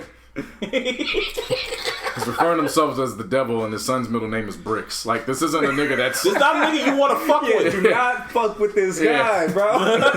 Nah. He's already saying, don't fuck with me. He's like Marvin from Baby Boy? Yeah. He's like, I don't want to fuck with this nigga. fucking with me. I don't know how you want to fuck with me. You little niggas want to fuck with a nigga from the pen. That's Pusha. He's being very calm about it, too. And he's just like, what? And then Young Thug fucking released his little response, and he was stuttering in it, too. And I was like, why is he stuttering like he knows Pusha's gonna fucking slap the shit out of him, verbally? He was. That's what he sounded like. I got no issues with Push going this route. Me neither. I mean, it's neither. hip hop. Like, Yeah. this is how it goes. He was talking to Young Thug like his son, too. Yeah. Like, I got no issues with how he's maneuvering. Mm-hmm. My only thing is, like, okay, you clearly got more to say. Just drop volume 2 now. Yeah. That's my only critique with Push right now is you clearly got stuff to say. I'm not mad at it. But let's stop. Let's stop. But it's let's on stop. Drake's like, cause he's No. But even then, because it's time for Surgical Summer Part 2. yeah, because if you're doing this and you keep relaying information after the fact, just drop the song and then you can relay your information there. For my only take is he's only mirroring what Drake has been doing for the past year, because Drake has been sending subliminal shots to him on record in interviews. Pusha kind of has kicked back. And he's only responding to certain things Drake says in interviews and his raps. I feel that verse was a response to Deep Pockets, and it's just on some petty shit. Because you got to remember, Jay-Z and Nas, they kept going back and forth even after Ether and Takeover and shit. They were still going. They were still sending subliminals until they patched things up. I mean, I get it, and I think he's just waiting. He's kind of just poking Drake. He wants to see how he is when he's angry. Because he wants Drake to flat out do it again. Because he wants to let it off. But see, this is what I'm saying. I get it. Yeah. I just think now it's time to fully live out 50's bar and heat. I get tired of looking for you, so I'm gonna spray your mama's grip now. Let your ass look for me. But you gotta remember, but I'm not talking about in the real. I'm talking about musically. I know. I'm tired of baiting you. I'm tired of baiting you now. So you keep doing this little shit. Fuck it. Here's volume 2. You come find me when you're ready. Like that's how I think that's my critique of him right now. I understand exactly what you're saying. I agree with everything you're saying. Mm-hmm. The problem is I feel like Push, at least from what he's shown so far, very calculated. Not even calculated. He's more of a response. Mm-hmm. Like he doesn't really seek out the problems. You know what I mean? The problems come to him. Yeah, he waits for that shit to come to his doorstep. He knows it's gonna come, and then he pulls it. You know, I think that's where he has the leverage in this. He keeps waiting. Yeah, and the slick shit keeps happening. So he's always on the defensive. But no. You are Pusha T. You don't have to be on the defensive. But then again, Joe Budden did the same shit. Like totally agree with you. Joe Budden did the same shit. Like he heard the little slick shit Drake did, and then he just let out a whole EP on him, and then Drake didn't say nothing. Because if Pusha does respond, people are gonna look at Pusha T like, oh, why'd you do that? Drake didn't. They're already looking at him like that. I know. But if he fully just like unleashes the dragon on Drake, like the whole fire on him, then the power will be in Drake's hands. I mean, and it may sound like I'm putting this all on Push when Drake has yet to respond to Story of Adidon. Right. So he still has to respond to that. Yeah. And what I'm saying is that Push in his calculated way can not only make him respond to Volume 2, but now he puts Drake in a situation that if he does say, fuck it, look for me now, and he drops it, well, now Drake's in a 2-0 hole. Now he's got to respond to the first one, and he's still got to find a way to respond to the second one whenever he makes time. Oh, by the way, you're doing this in a time where he's probably dropping an album within about the next 6 to 8 weeks.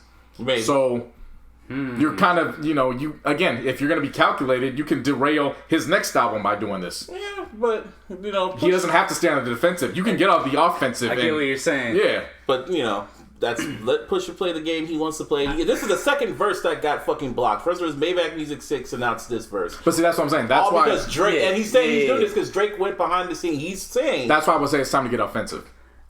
See, the only issue that I have with that is I don't think he wants to do what Drake did.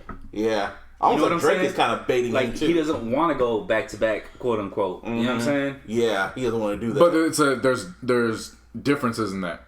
If it is true and Drake is blocking his features just because he's being subliminal. All right, to him. I get you. Like now you're working against and I'm not faulting Drake for that. Yeah. That's actually a pretty smart ass move because he has leverage that way. And he has pull with these labels. That's why Young Thug was right. like, "Hey man, don't say that, man, because I'm cool with Drake and I want him to be featured on my shit so I can get a #1 record." Yeah, so I'm like Drake. It's business. If that is true, I'm not faulting that with Drake. That's actually a powerful weapon that only a few can ever dream of having. Yeah. So why waste it? Yeah, for sure. Why waste that power? Use it to your advantage. Right. What I'm saying is if Push knows that, why wait until your next feature verse gets blocked again and you have to repeat this again and you got to keep talking about it? Just get out and just drop volume 2. That's all I'm saying. At some point you have to stop being defensive and you got to get to the offensive. I get you. If this is what his focus is on. I mean, like you said, he got blocked twice already. At that point, you just got to let it off. He did the song with Jadakiss. What was that song called? Rapping Hunting Season. That was a clear shot. Like pretty much lately, not all of Pusha's features, because there was that feature with Freddie Gibbs, but lately a majority of his features have been directed at the Canadian. Well, remember his 2 features that have been blocked also have direct impact with the said Canadian. Mm-hmm. So Maybach Music 6, who else was on that record? Lil Wayne. That was Ross's fault. That was also Ross, though. I mean, Ross is known for putting out classics with Drake. But here's where I'm drawing the parallels. So that one gets blocked. Then the Pop Smoke was signed to Republic. That's Drake's base. So there's a reason why Hunting Season made it, because he doesn't have that tie to Jadakiss. That's what I'm getting at. Yeah. So if you're going to make these features that have ties to Drake and he's blocking it because he's playing a very calculated and smart move that he has in his back pocket, I am Republic Records. So you're going to drop what I say drops. I'm not feeling that. Fuck it. If that's the route, if it happens again, I'm sorry, I don't want to hear that from Push. I don't want to hear that your verses are getting blocked, because at some point you got to realize I'm dealing with Republic Records. He's shown twice before that with Republic Records he's blocking my shit. Fuck it, just go into it. That's my only critique when it comes to. Yeah, I understand that. Personally, I still feel. I said last year in one of my predictions that Surgical Summer Volume 2 was going to continue. Surgical Summer was going to continue. I just want to know how many volumes there are. How much dirt does he have on him? I'm really curious, to be honest. And Onion has layers, so he said there's layers, and I think I heard he said that he's already recorded it. Yeah, and he's already he's waiting for that moment, and Drake knows this. That's why he's only doing this little petty shit. He's doing the little petty shit. He knows this because he knows he can't hang with Pusha. What you gonna do? Diss a mentally ill Kanye? That worked the first time. We'll get to that nigga soon. But yeah, what you gonna do? You can't go out Kanye. You can't do nothing. Like what can you do? Shut the fuck up. How about that? And just focus on the music. I just love when the beef is always directed back as a result of bars. Yeah, I love that. Yeah. Now, granted, see, that's the thing that bugs me though. Real quick, is that like the Drake fans are like, oh, he's still holding on to it. He's still holding on to this and that, whatever, right? That's hip hop. Mm-hmm. Yeah, welcome. I mean, that's welcome. Shit. And it's always the usual suspects that always bring this shit up and to say how corny Drake is, and then you just look at him. I'm like, yeah, you're not really a fan of this culture, because it happened when it was the other way around. When he was going at Meek, y'all were like, yeah, cheering him on. Yeah, the memes couldn't stop. I was gonna say, the memes kept on going. Like the fans were propelling the memes. Yeah. They were propelling the shit. And then the whole Summer 16 shit, he kept saying subliminals on the 30 for 30 freestyle. And let me be clear on that. I celebrated Drake for that. Same way. So like I want to be perfectly clear. Like that, what Drake did with that was in line with hip hop for me. Yeah. You got your foot on the man's neck. Well, don't let it up. Keep going. And that's what Pusha's doing right now. It's just that's exactly what it is. It's now it's the other way around. The foot is on the other throat, and now you're not liking it. Yeah. And that's probably a horrible analogy I'm using in this climate right now. I was kind of trying I know what you mean. Shit. I mean, but you know, hip hop's a contact sport. Hip hop is war, so there's no way to go hit him with a steel chair. How about that? Yeah. He keeps whipping him just on the attack. Austin. Yeah, just consistently on the attack. Stopping a mud hole in him. Right. There you go. Endless cans of whoop ass. Open the can of whoop ass. Endless cans. Like he just keeps stunning him over and over and over. But to end this. What I liked though was Young Thug also showed I ain't no bitch either. Yeah, I mean Young Thug ain't no bitch. And that's something I've learned to appreciate about him over the years is that Yeah, no, Thug ain't no bitch either. So when he comes out and he's like, look, I'm gonna tell you like this, nigga. Your verse was 7 days. That shit was weak. 7 days a week. I rewound that 4 times and I was like, that's a great bar. Round of applause to you. My only critique with you, Thug, is you didn't put it in a song. But that's a hell of a bar. I fuck with that. I have a feeling Thug and Pusha probably called each other up and they probably talked it out. Or whatever. This is just another volume in the story of niggas just need to call each other. Because it started with Thug, and everyone's going like, "Oh, why did Pusha do that shit?" Just call each other. Speaking just talk of it Thug, out, man. I mean, I know we touched on it last week and shit, but he proved it again. It's like when he fucks with you, he really fucks with you. Like he's really down for you and shit. Yeah. So I mean, I'll give him props for that. But again, this beef with Drake and Pusha, it's not going to end. It's never going to end. It doesn't end. What's it called? It's never going to stop. It'll end once one of them bows out, or they piece it up. One of the two. They're never going to piece this shit up. That's what I'm saying. I know that part is never going to happen. that part's never going to happen. Like how 50 is with Ja, that's how Pusha going to be with Drake. It's going to be vice versa. One of them truly, like, completely stops sending out subs and all that shit, that's the only time it's going to stop. I'm not saying Push is going to hell. But what I'm saying is because he is. But what I'm saying is because he's playing with the play on words of the devil. Yeah. When Drake approaches those pearly gates and right before he gets his halo and he looks outside and he looks down, Push is gonna be standing outside of that gateway to hell, just staring at him, just looking at him, like the Night King. Yeah, just looking at him, just like, okay, you safe now, but you got to come outside again. You got to come outside one day. That's pretty much what he's doing right now. Like, he is literally at the front of his house, like, you're gonna have to come out sometime. Yeah, with a big smirk. Because you know I got you. In your soul, you know I got you. With a baby in hand. With his baby. And the baby, I'm going to come out to your son now. Oh, shit. I'm telling you, man. It's on site. On site, literally. I love when shit's on site. That's I appreciate on site. Oh, yeah. And when it's actually on site. When it's authentic, too. Yeah. A lot of cats be like, it's on site, and then you see them on site, and they kind of force it. It's like, nah, you don't really want to do this. Yeah. I appreciate on site when there's no second guessing. No, it comes just like second nature. Yeah. Yep. I'm just saying, even on this next album, Drake is going to say something to Push. Of course, it's going to be subliminal, and it's going to be... He's going to fuck up again. I mean, think about it. He's going to do it again. My last take on this topic is, I mean, just think about it.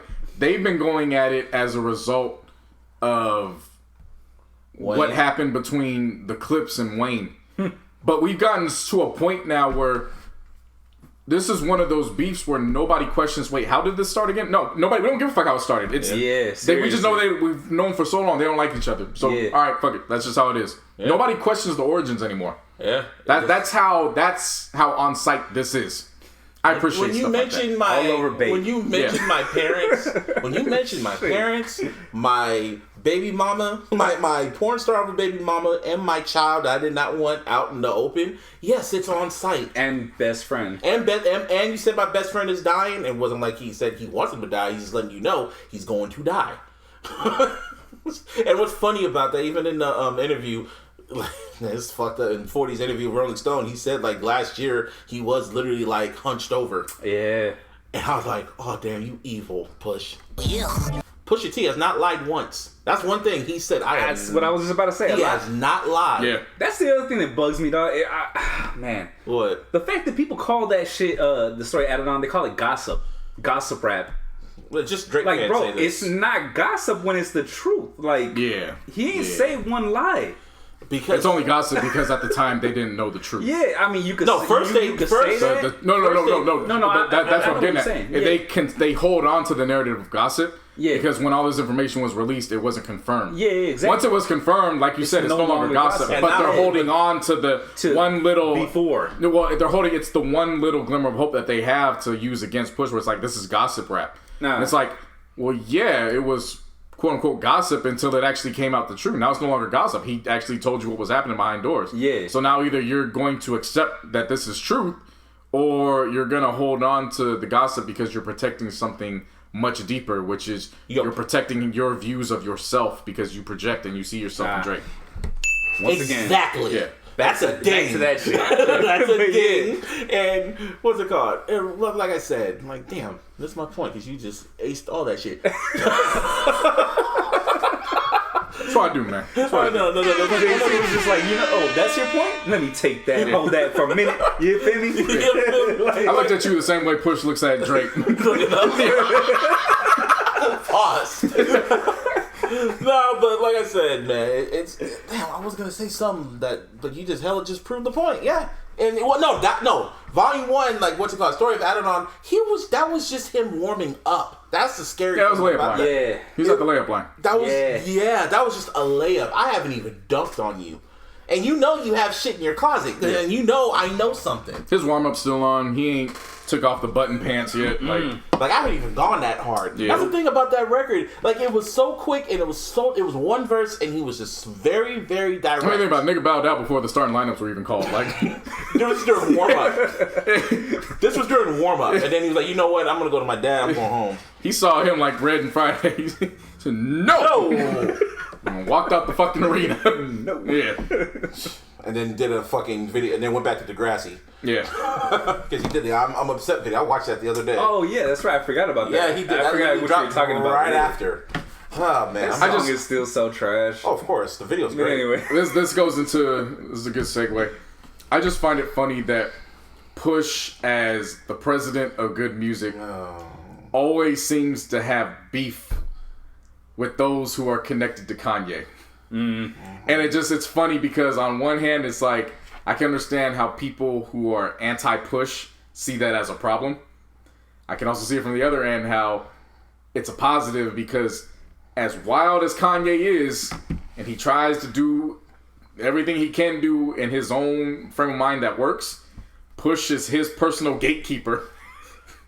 And he's keeping all the fuck shit at bay. But while Push was busy in this shit, oh my god, he couldn't stop Kanye. Push had to take a break. Yeah. The president of good music was holding down the fort. Meanwhile, Kanye was drunk off his ass on the other side of the fort. Oh, literally, man. he was drunk. There's photos of him at a party drinking from wine, and he was drunk, and then that's what led him on the 4th of July to tweet out. See, last week we were praising Kanye for dropping shit on time. Yeah. Getting his money. Yep. Just, being a businessman, doing everything right. All then, that. like he said on I Am a God, first thing you do, as soon as they like you, make them unlike you. This always happens to me, man. This happens to Kanye. It's like the second time I bigged up Fab. Remember the first time I bigged up Fab and I was like, at least it wasn't Fab. And then the next week that shit happened between him and Emily. Somebody did this. And then of course the verses, and then that shit happened. So Somebody did this. It's right on schedule. I would big up Kanye, and immediately the very next week, better. like You should have knew better. Because for me, as soon as I said it, I thought to myself, he's gonna say something. I thought to myself, why did we talk about that? Why did we do that? Why didn't we just wait an extra week? Because I knew something better was like, oh, you picking when he did the whole fucking, he gave the shit to George Floyd's family and shit. It's like, oh, we picking up Kanye? I'm like, whoa, now. Got too much dip on your chip. I was like, just wait. Just wait. He gonna say something. Boy. And he gave us... He deserved the props back then. No, because I knew something was coming because he was quiet. Everyone was like, well, how come Kanye is quiet? How come he's not saying nothing? He gave us something all right. Oh, do you want something? Yeah. Forbes came out and was like, we got a link, and not only do we have a link... They dropped it in the wee hours of the morning, Yeah, too. but this is what I thought was... This is laughs to me. I'm sorry. I know. This is not not supposed laughs to be me. funny. Yeah, but it's funny. Fuck it. I'm gonna call it what it is. There's so many layers as to why this is funny. It's because the writer himself, Randall Lane... Because he's the one that wrote the whole, when he said Kanye was a billionaire. Yeah. So Randall Lane posted this article of, I guess, an interview with Kanye that took place this past Tuesday. Like, this literally just happened. It's written in here. He just talked to him for 4 this past hours. Tuesday, and then within a matter of hours, this article was posted up right after the fact. Oh, wow. This shit is so unbelievable to read that he puts the actual fucking... the recording. Listen to this article, and it's 11 minutes and 18 seconds. Oh, he actually put the recording. It's the actual recording right here because it's so unbelievable to read. He updated it. Oh, no, I don't want to play this. No, he didn't update it. That was always there. I never... Oh, my God. That's why this is so fucking funny to me. I'm scared to press play. It's so unbelievable. We're on there, so don't do it. Yeah, you can listen to it after. I don't want to. We're listening to it on the way home. Yeah. It's so unbelievable to read. That was what made me laugh at first. I saw that and I was like, wow. He said motherfuckers ain't gonna believe me. So I have to have proof and evidence that this actually took place. Damn. And mind you, he had to do this shit just hours after he got done interviewing him. For 4, I guess he probably had to just sit there and just like. He probably was open his laptop, at a loss for words, and then listen. Like, he had to listen bro. to the recording again, and it was like. The second reason why I started laughing. This article starts off with bullet points. Yeah. He had to make sure, this is what he said. That shit threw me for a loop. Okay, I was like, what the fuck? I read this shit. This shit looks like our notes. Okay, let's rewind. Let's rewind, people. If y'all don't know, I hope you don't know. I hope you keep it that way. Kanye on the 4th of July tweeted out that, in a nutshell, he's running for president this year. Yeah. Now, that doesn't make sense because they already printing up the ballots. He has not registered to be a candidate for a party and shit like that. It's literally 4 months before the election between Joe Biden and a whole ass nigga in office. Yeah. And he can't register, like, what's it called? Like, the deadline to be on the ballots It's past. coming on. Like, he missed for key states. Yeah. So he's missed it. He's late. Late registration, literally. And he said he has like a month to get on certain ballots and shit like that to register. But he needs a petition. He needs hella shit to do. He needs a list of things to go right before he can go left. Yeah. So I read it, and my first thought was, he's trolling. Like, this is he just released new music. I know this Kanye shit. I know what you do. As soon as you start tweeting, you're doing this just to sell us something. This is an album rollout.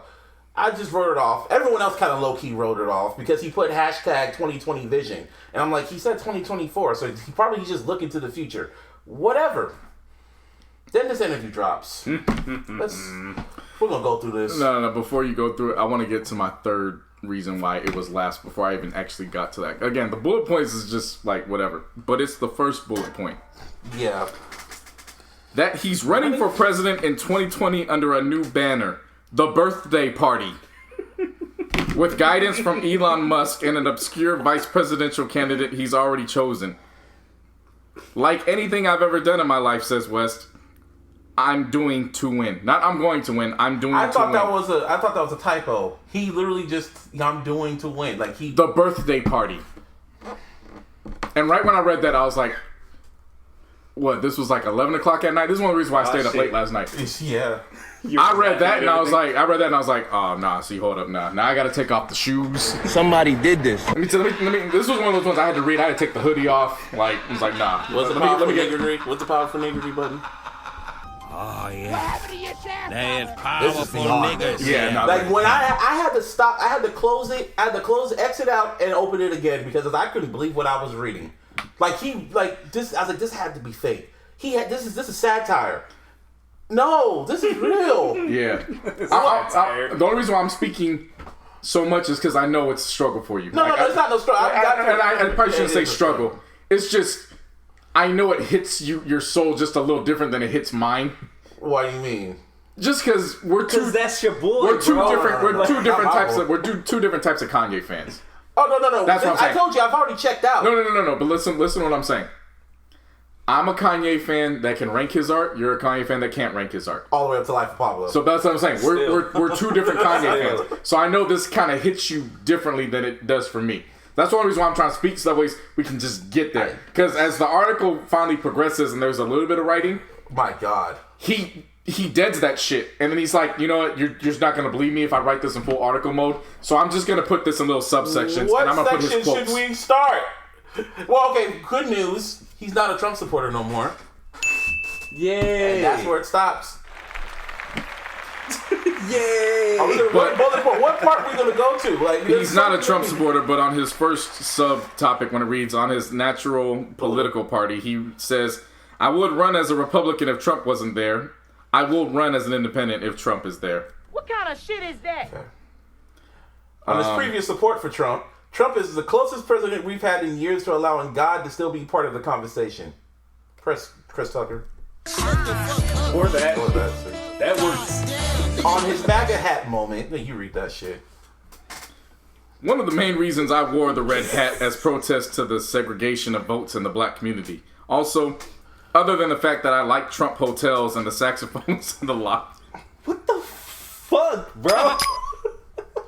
skip. Let's skip down in the because lobby. I want my favorite one. Go ahead. I'm trying to look for hold up. I got time. This is all you. I'm Just let me know. I'm trying to look for it. Oh, here we go. Right here. On Running in 2020. God just gave me the clarity and said it's time. You know, I was out there and ended up in the hospital. People were calling me crazy. I'm not crazy. Between all the influences and the positions that we could be put in as musicians, you go on tour, you put all these albums, and you look up and you don't even have any money in your account. It could drive you crazy. Through all of that, I was looking crazy because it wasn't the time. Now it's the time. And we're not going crazy. We're going Yeezy. It's a whole nother level now. Notha. Nother. What kind of shit is that?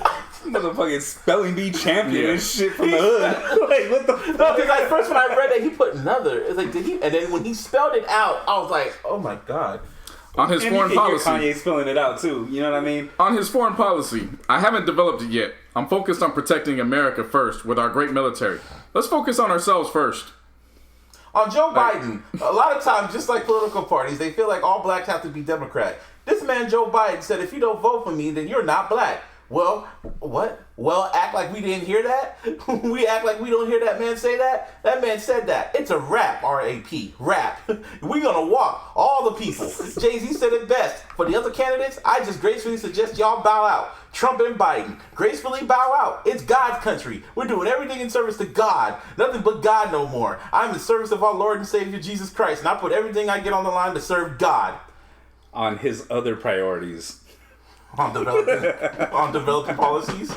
No, on his other priorities. That's just the way it's labeled. Look, you read it. Clean up the chemicals in our deodorant, in our toothpaste. There are chemicals that affect our ability to be of service to God. Capital punishment. On capital punishment, thou shalt not kill. I'm against the death penalty. Oh my God. On the police killing. He just went on such a tangent that and people will think I'm joking if they haven't read this yet. But unless you've read this, this isn't a joke. He ranted for so long on my favorite one, which is the Wakanda management model. Yeah. I'm prefacing this before I read this. Yeah, he names Nipsey Hussle, but there's no reason for Nipsey Hussle's name to be involved with this. Now let me read. Shit.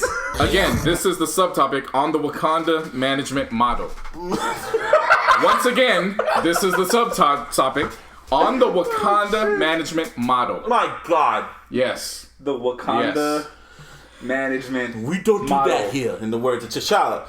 A lot of Africans do not like the movie Black Panther and representation of themselves in Wakanda. But I'm going to use the framework of Wakanda right now because it's the best explanation of what our design group is going to feel like in the White House. That is a positive idea. You got Kanye West. Again, he references himself in third person. Like The Rock. Yeah. You got Kanye West. Interview. Yeah. One of the most powerful humans. I'm not saying the most powerful because you got a lot of alien level superpowers and it's only collectively that we can set it free. Let's get back to Wakanda. Like he went off on a whole ass tangent and was talking about alien superpowers and said, okay, now back to Wakanda. Yeah. So back to my original point. Like in the movie in Wakanda, when the king went to visit that lead scientist to have the shoes wrapped around her shoes, just the amount of innovation that can happen. The amount of innovation in medicine. Like Big Pharma. We are going to work, innovate together. This is not going to be some Nipsey Hussle being murdered. They're doing a documentary. We have so many soldiers that die for our freedom of information, that there is a cure for AIDS out there. There is going to be a mix of Big Pharma and holistic. And I kid you not, there's nothing else after that for that subtopic. It was literally one of those. There. Yeah, that was the end of quote for that subtopic. And I remember just reading that and rereading it, and I was like, bro, what are you talking about? It was at that moment when I laughed the hardest. I laughed because when I got done reading it for the second time, I said, I think he has CTE. And then I went back and looked at the picture of his article, and I reset it to myself. I think he has CTE, and I could not stop laughing because I kept saying it while his face is looking at me, and I kept looking at his eyes. Like his eyes were telling me, help, I have CTE. I don't know. Help. Like, it's not even a sunken place for him. Help. Me. Yeah, Help like me. it's not even a sunken place for him. Like I'm looking in his eyes, and his eyes are telling me, "Look, dog, my brain is blue cheese right now. Help me, help!" Shit. Oh, he fucked up. And what's even worse is that what else does he say about he's? Oh, he had COVID. Oh yeah, he had COVID back in February. No, but I think it's great because it's how he explains it. Chills, shaking in the bed, taking hot showers, looking at videos telling me what I'm supposed to do to get over it. I remember someone had told me Drake had the coronavirus, and my response was, Drake can't be sicker than me. But Drake didn't have the virus. He was just next to Kevin Durant.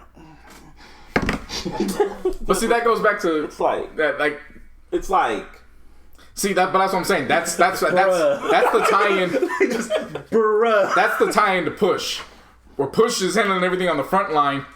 Meanwhile, for whatever reason in your world, you have Drake on your mind, and you're kind of counterproducing what your appointed president of the company is doing. On vaccines. Yeah. It's so many of our children that are being vaccinated and paralyzed. So when they say the way we're going to fix COVID is with a vaccine, I'm extremely cautious. That's the mark of the beast. They want to put chips inside of us. They want to put chips inside of us. They want to put chips inside of us. They want to do all kinds of things to make it where we can't cross the gates of heaven. I'm sorry when I say they, the humans that have the devil inside them. And the sad thing is that the devil is not welcome here. And the sad thing is that the saddest thing. And the sad thing is that we all won't make it to heaven, and then that'll be some of us that do not make it. Next question. What? Yeah, no, there's one other thing he said on abortion. This is what pissed off a lot of the women. Don't even know. I am pro-life because I'm following the word of the Bible. That's what. And then you need to disinfect after that shit. No. And then wipe my hands after holding my phone. For real. He went on Twitter and posted a picture of a baby in a Google image of what a baby looks like after 6 months. And then he posted, and then the tweet said, "Oh, we have to save these babies' souls." And then everybody just said, "Yeah." And then he deleted the tweets and posted a picture of North. And I'm like, nigga, you said enough. When all else fails, post your kids. Yeah. Safety blanket. Sympathy. Yeah. And there's more to this shit. Y'all can just look on it yourself. It's just mind blowing. This goes back to what I said. I don't know why you would. No. 2 years ago, I think I told you and Larissa this. I said he has the old Kanye that y'all talk about. He is gone. His mind is literally so far gone right now that every day his brain is just going slowly into mush. And that's what's going on right now. And it's just like, how did Kim allow... Like, I'm just... In my mind, I'm like, how did his people allow this shit to come out? How did Kim allow this shit to come out? Why didn't anyone just stop this shit? It was like he told them, I'm gonna go to the bathroom. I'll be right back. Yeah, and then he hours. just did this interview in the bathroom. And the door was like, I can imagine they banging on the door. No, Kanye, no.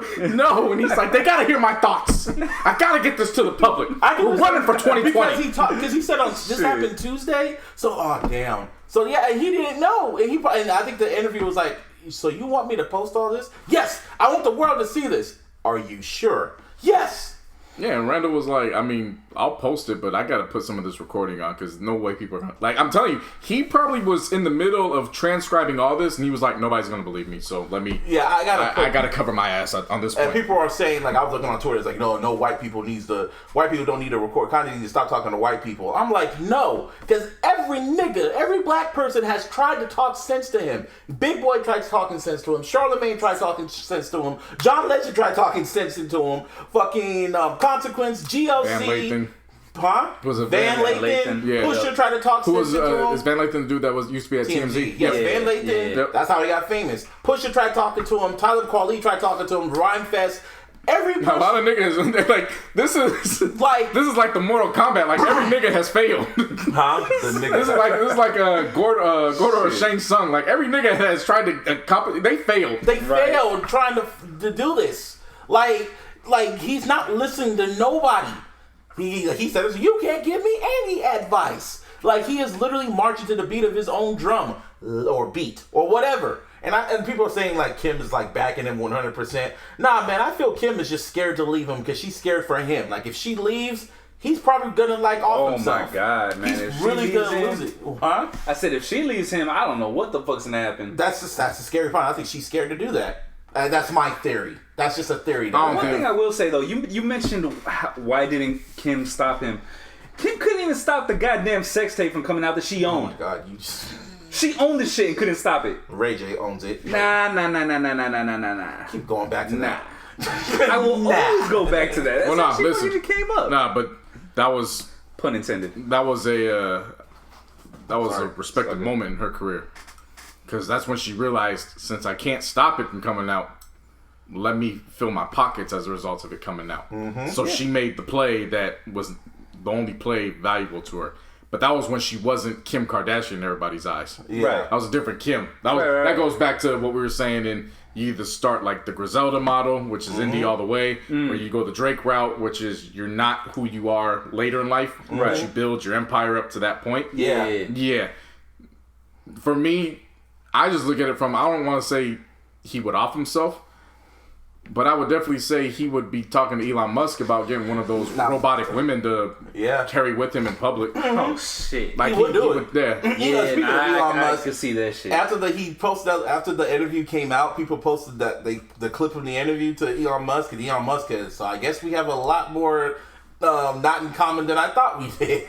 About pro-life and abortions and shit. He was like, okay, I guess we don't have a lot of things in common. Okay. Like, he just knew, I gotta back away from this. Yeah. Because he said the only people that have his back for this shit, the only people who have, that have his back as his advisors is his wife Kim and Elon Musk. He doesn't have a plan. He literally just said this shit. Because he feels, I'm Kanye West, I have money, I can do it. And in a way, I can see Elon Musk saying, "No, Kanye, I won't be able to make it to lunch, but I'll send you the invoice for the Tesla rocket." Like, yeah, just as he starts distancing himself now, but I'll send you that invoice for the Tesla rocket. Like, it's all right. Man, I'm just gonna walk away real quick. Like, this is and we're laughing, but this shit ain't fun. This dude, it's like concerning. Like, this is really just like sad. It's a little funny. Oh, it's funny, but it's a little funny. I know, it's hilarious. Yeah, it's funny. No, I know. But it's sad. But you said it wasn't funny, but it is. It's sad. Like, as a fan, that is sad to look at. Like, what the fuck, bro? Like, and you see, and you know his mind is deteriorating into mush. And see, I'm laughing because right now it's the only thing I got, because he's clearly remember when I was telling you I have to see it to believe it when it comes to Trump, because there's something in his back pocket that, like, that little ace in the hole. You gotta remember, not everybody knows about what it takes to vote. So when they hear Kanye's running and they don't see him on the ballot, remember, there's a section that says write in. Ah, shit. Yeah, he's still trying to suppress votes, but the thing so is, that's everyone that started to come out and said, "Don't do that." It's almost like a grand. But see, here's the thing. No, that's pretty much what everyone is saying right now. But see, here's the thing. When is he at his most? When is he at his most insubordinate? Like, when does he turn into his most arrogant? When people tell him, "Don't do it." So that's what I'm saying. When now everybody's telling him, "Don't do it," he's gonna do it. Yeah. Yeah, that's the thing. That's what drives Kanye. That's what really drives him. Everyone's told him, don't be a rapper. That's what I was telling you earlier in the week when he first did the tweet. And you're like, "Oh, this is just for music." I was like, "I don't know, bro. This seemed a little different." Like, I know that there's a majority of people that know that it's too late for him to run. But there's a few people that don't know. And all they know is Kanye saying he's running, and they see an empty spot to write a name in the ballot. And if motherfuckers was writing Harambe in there last time, shit. That's all I'm saying. Like I said, Harambe, these and the funny thing about all this, random shit. The funny thing about all this is that Trump and Biden completely ignored this. Oh yeah, because he's taking their votes away. They're like, like Trump kind of said some shit like, "Oh, what do you think about it? It's interesting." And it's interesting, and this is like a trial period. Oh, okay. I will say this. Anyway, even fuck these Mexicans. Even if Kanye manages to only take away 10,000 votes from each. That's if. You being nice. They're looking at him like, you just took 10,000 of my potential votes. Fuck you. You know what I'm saying? Like, they're looking at him sideways. It has nothing to do with the fact that he sounds wild. It's the fact that they're looking at him like, you have just enough in your name to actually be a quote-unquote respectable opponent, in the sense of respectable because you can take my votes away. See, it's not respectable in the stance of you're a great politician, you can get the job done. It's respectable to the fact that I now have to consider this because you have a fan base. Yeah. Stupid. Like, And you can take my sure. can take my votes away. So now you're a problem. Yeah. And not just for Biden, it's for Trump too. Yeah, no, exactly. No, for sure. Both of them are feeling it. And like, that's why they just looked at him like, okay. I mean, they look at them, they both had to say, like, this nigga serious? Literally, that's exactly what they said. And the funny thing Joe Biden was like, you ain't black. Yeah. No, the funny thing is, early in the interview, he's like, yeah, man, I'm talking about battling in the vote, so I'm hitting up people from the White House, I'm hitting up Trump, I'm hitting up Biden. Like, hold up, so you trying to ask them for help, and then in the same interview, you're dissing both of them. Yeah. This nigga's wild, man. Wild boy. I need to be a billionaire to do this type of shit. That's how he feels. I'm a billionaire, so I can run for president. I have the power. Fuck it. Nah, real shit. That's how he feels. Real shit. But you're black. Real shit. Yeah. No, And that's you real are shit. still a nigga at the end of the day. They still look at you like that. It's just like every Tuesday, something just seems to fall in our lap. This is just, that shit was That just sad to normally look at. on a when we used to do shows on Mondays and drop them on Tuesdays, something on Tuesday we're dropping. It's like, damn, now you gotta wait a full week.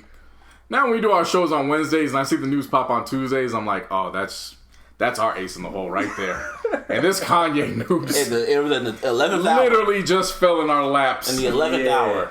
And the funny thing is, it didn't really like on Twitter and on the news cycle. It was only like a blurb on the news cycle, and everyone just went about their business. Like, niggas are dying from COVID. We got this going on in the economy. We don't got time for Kanye. Anyway, yeah, he's running for president. He says he is. Fuck him. Anyway, and they just went about their business. And Kanye was like, "Oh, so y'all aren't paying attention?" All right, goes on Twitter, does some shit.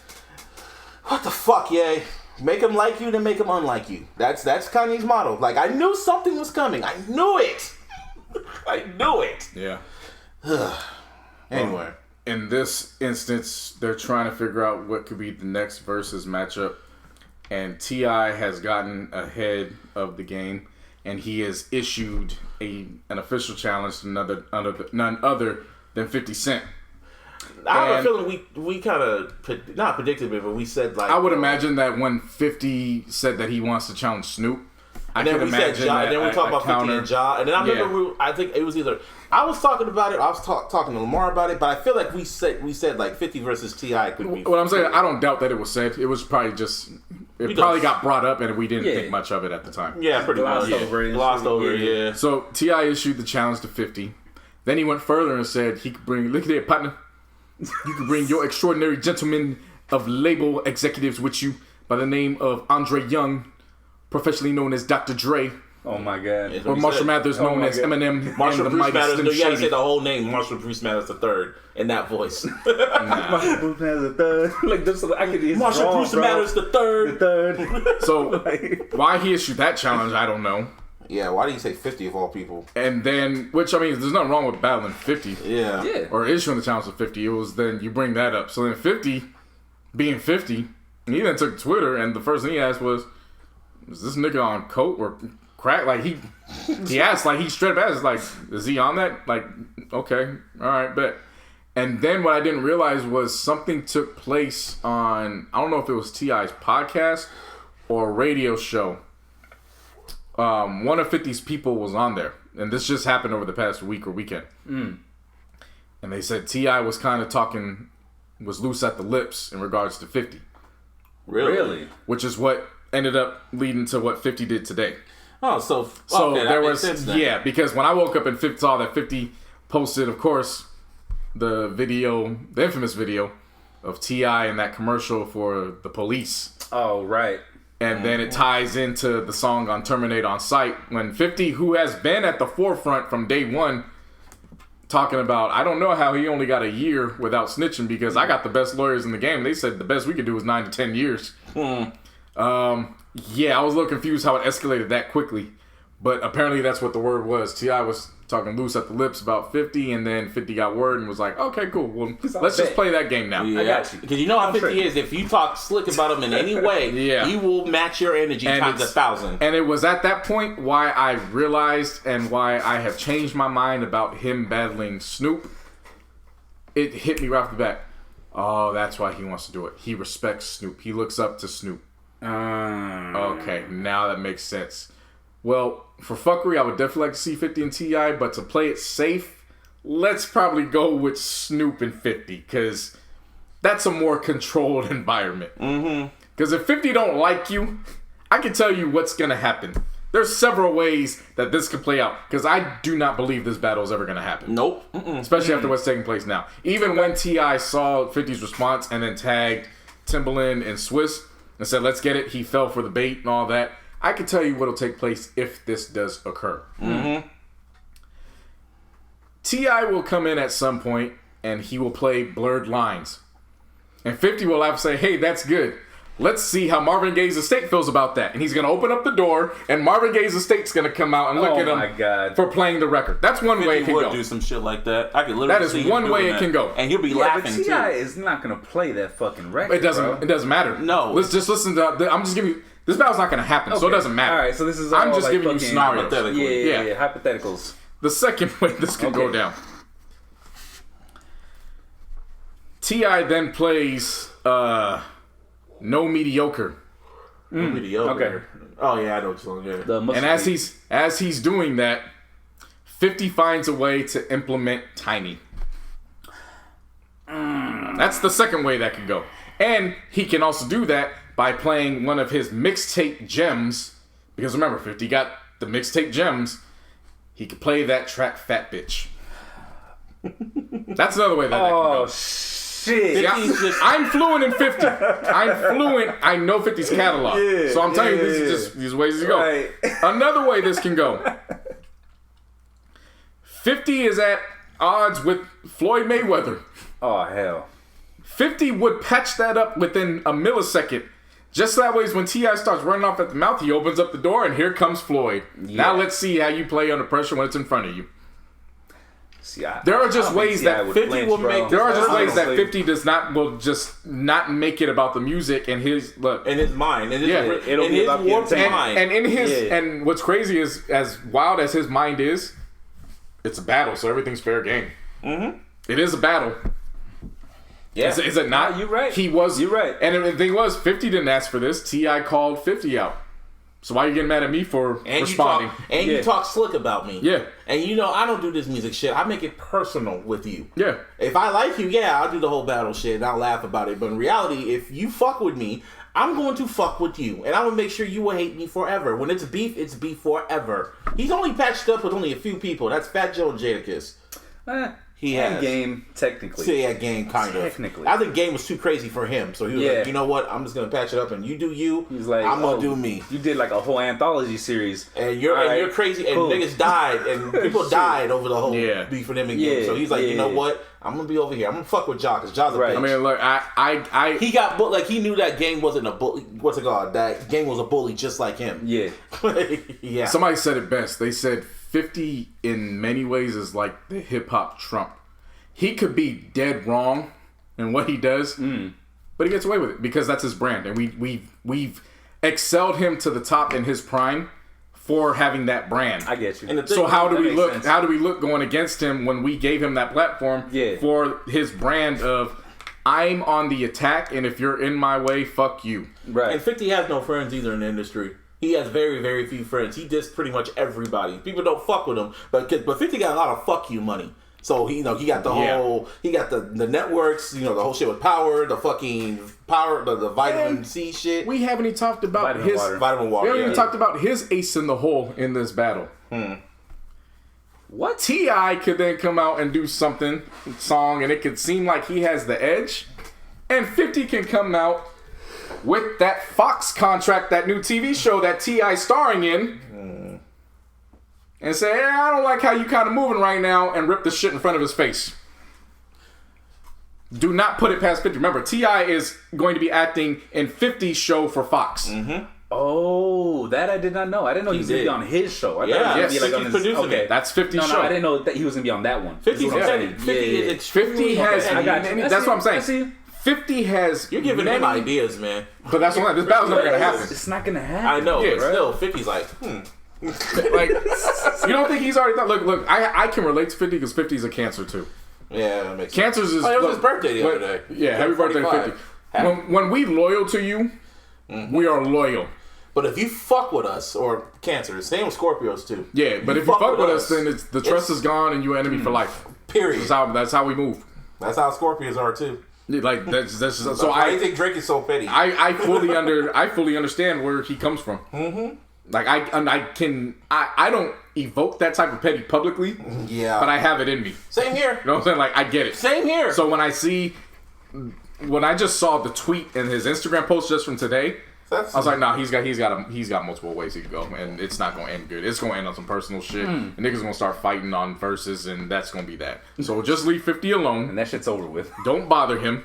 He's not bothering anybody. If he wants to battle Snoop, let him battle Snoop. Fuck it. He respects him. He's good, and that's that. I will say this when it comes to Verzuz. Whatever. I will say this when it comes to Verzuz. It is what they started back in March when it was Timbo and Swiss, or when the very beginning was it March or April? I believe it was March, like towards the end of March. Or wait, April. It was April. So 3 to 4 months, I have not heard one artist officially challenge who I consider Candyman in all this. Kendrick? No. Oh, 50? So here's the thing about Kendrick, and it's not because I believe that he would lose. It's just based on the fact of the overall opinion and how people view hits. Yeah. Kendrick can be beaten because of how people perceive hits. Yeah. So who's Candyman in your eyes? In my eyes, I've been on record of saying this plenty of times. There's nobody that can beat Chris Brown. Nobody from this modern era. Now, if you want to take it back to Stevie Wonder and all that, then, you know. Well, you don't think Usher can beat Chris Brown? No. No. Well, okay. See, hell no. This is where Usher's downfall is. Usher has classic records. He don't got hits. No. Usher was unfortunately in the time where nobody used him heavy for features. Yeah. True. Chris Brown, I just got a bunch of his features. I put together like a 95 track playlist just his features alone. God damn. Jeez. He could easily run out with at least 35 to 40 that he could use as his 20 without even touching a solo record. That's true. He's got that many. Yeah, he is on a lot of shit. He will fuck somebody up on there on his features alone. That's the scary thing about him. And the thing about Chris Brown today, he's versatile. He could go any type of way at you. Yeah. He could do the pop EDM shit. Yeah. He could do the hip hop shit. He will get you on the R&B shit. Or just, Remember, he has writing credits on some of these songs. So what does it say when he pulls up the Umbrella remix? Yeah. What does it say when he pulls up Disturbia? Remember, he wrote Disturbia for Rihanna. That's right. Remember, he's got those credits. Damn, this is pretty quiet lately. That's cool. He's been staying out of trouble. So nobody's mentioned Candyman. And then I've also noticed everybody's smart because y'all ain't mentioning Candyland. We talked about this before the air, yeah. And for those who are asking what is Candyland, Candyland for me is the greatest R&B group that was ever assembled. And that's New Edition. Nobody has said shit about challenging New Edition, and I'm proud of y'all for not saying shit about challenging New Edition. Because New Edition will get your ass up out of the battle within the first 5 songs. Ain't nobody touching them, bro. And the fucked up thing about it is, they will not touch their signature songs in those first 5 to get you the fuck up. Hell nah. Like, you gotta remember, New Edition as a whole, it's New Edition, and then within New Edition, there's 6 different factions within New Edition. There's 6 of them. I know. And I'm not saying 6 members. I'm saying there are 6 individual acts within New Edition. Yeah. There's the 3 solos. Then there's BBD. Then there's the 3 solos together as heads of state.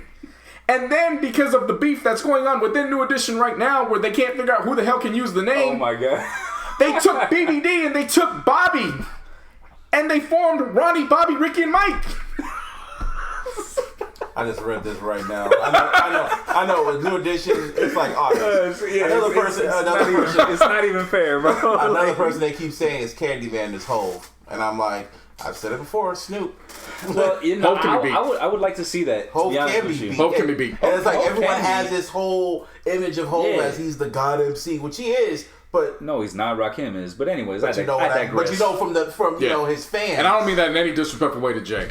But I am saying, if I were to put Jay against Snoop, Jay's gonna have a hell of a run. Like It's I'm gonna taking be close. Yeah, It's gonna be closer than Yeah. people want it to be. It'll definitely be because close. because everyone loves Jay-Z. But come on, man, come on. If it's Snoop versus Hov, it's gonna be close. I'll even throw this one out, and people will call me crazy, but if you take a look at the bodies of work, he is also another one who also happens to be from the West.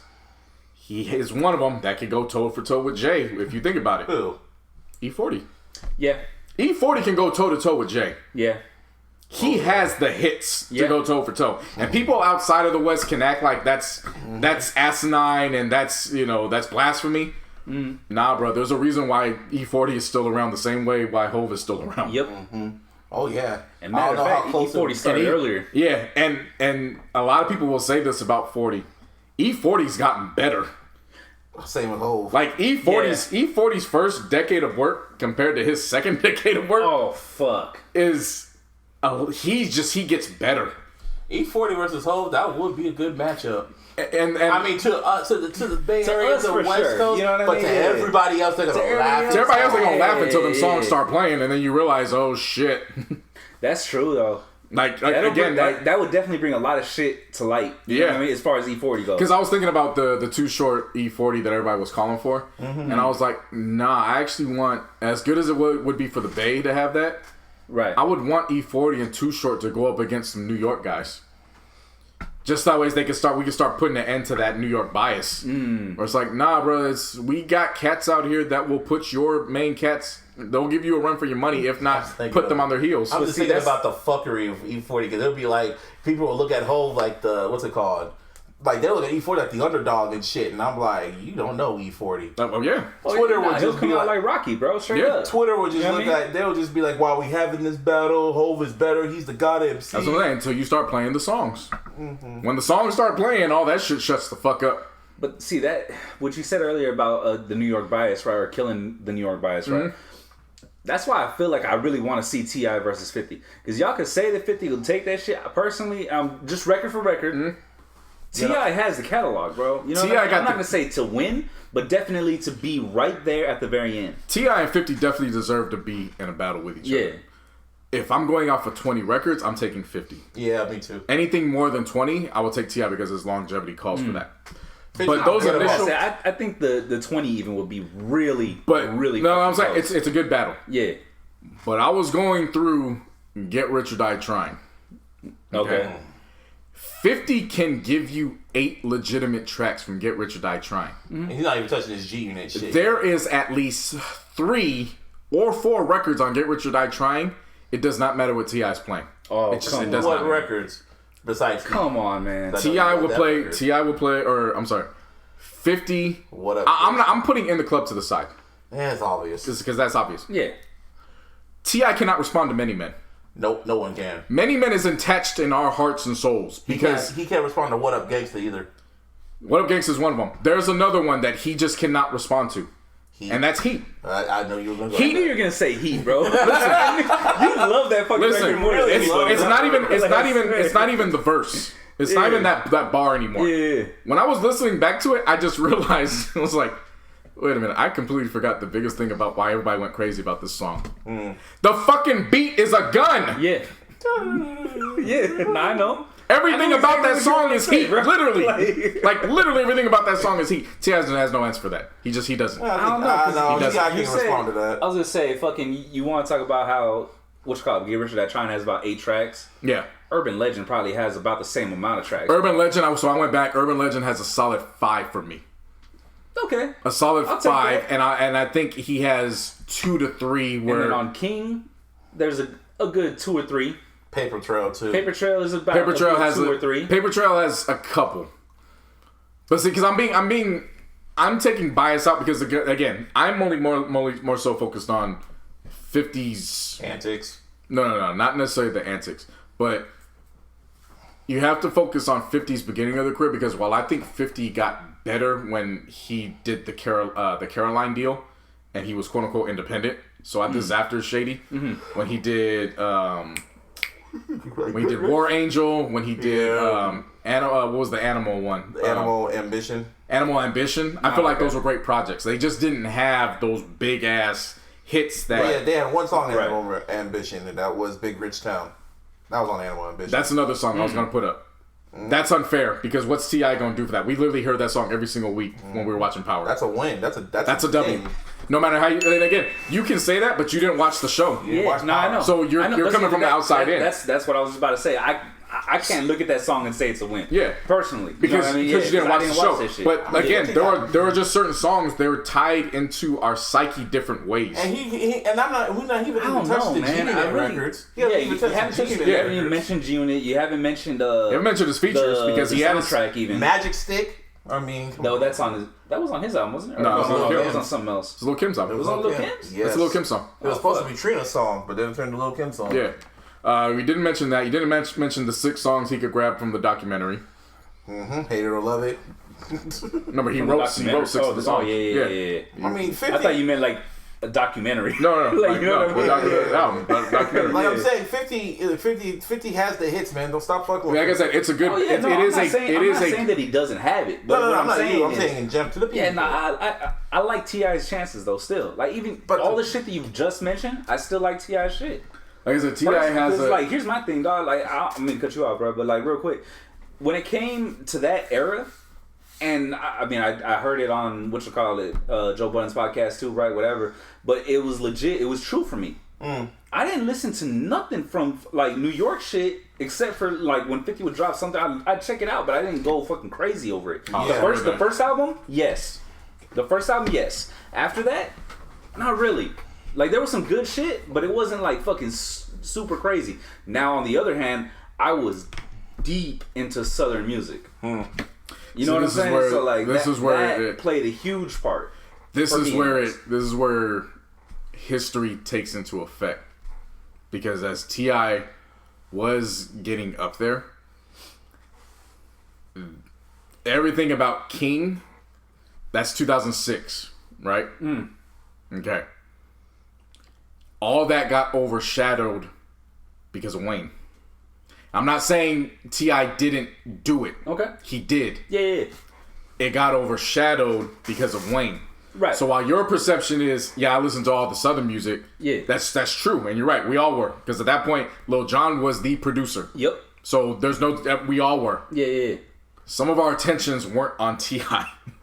Oh yeah, it was shifted. That. It was shifted toward Wayne. Yeah. For those who weren't shifted on T.I., it was Wayne, but it was 50. That's the battle you're gonna have to get with people's psyches. That's what I'm getting at.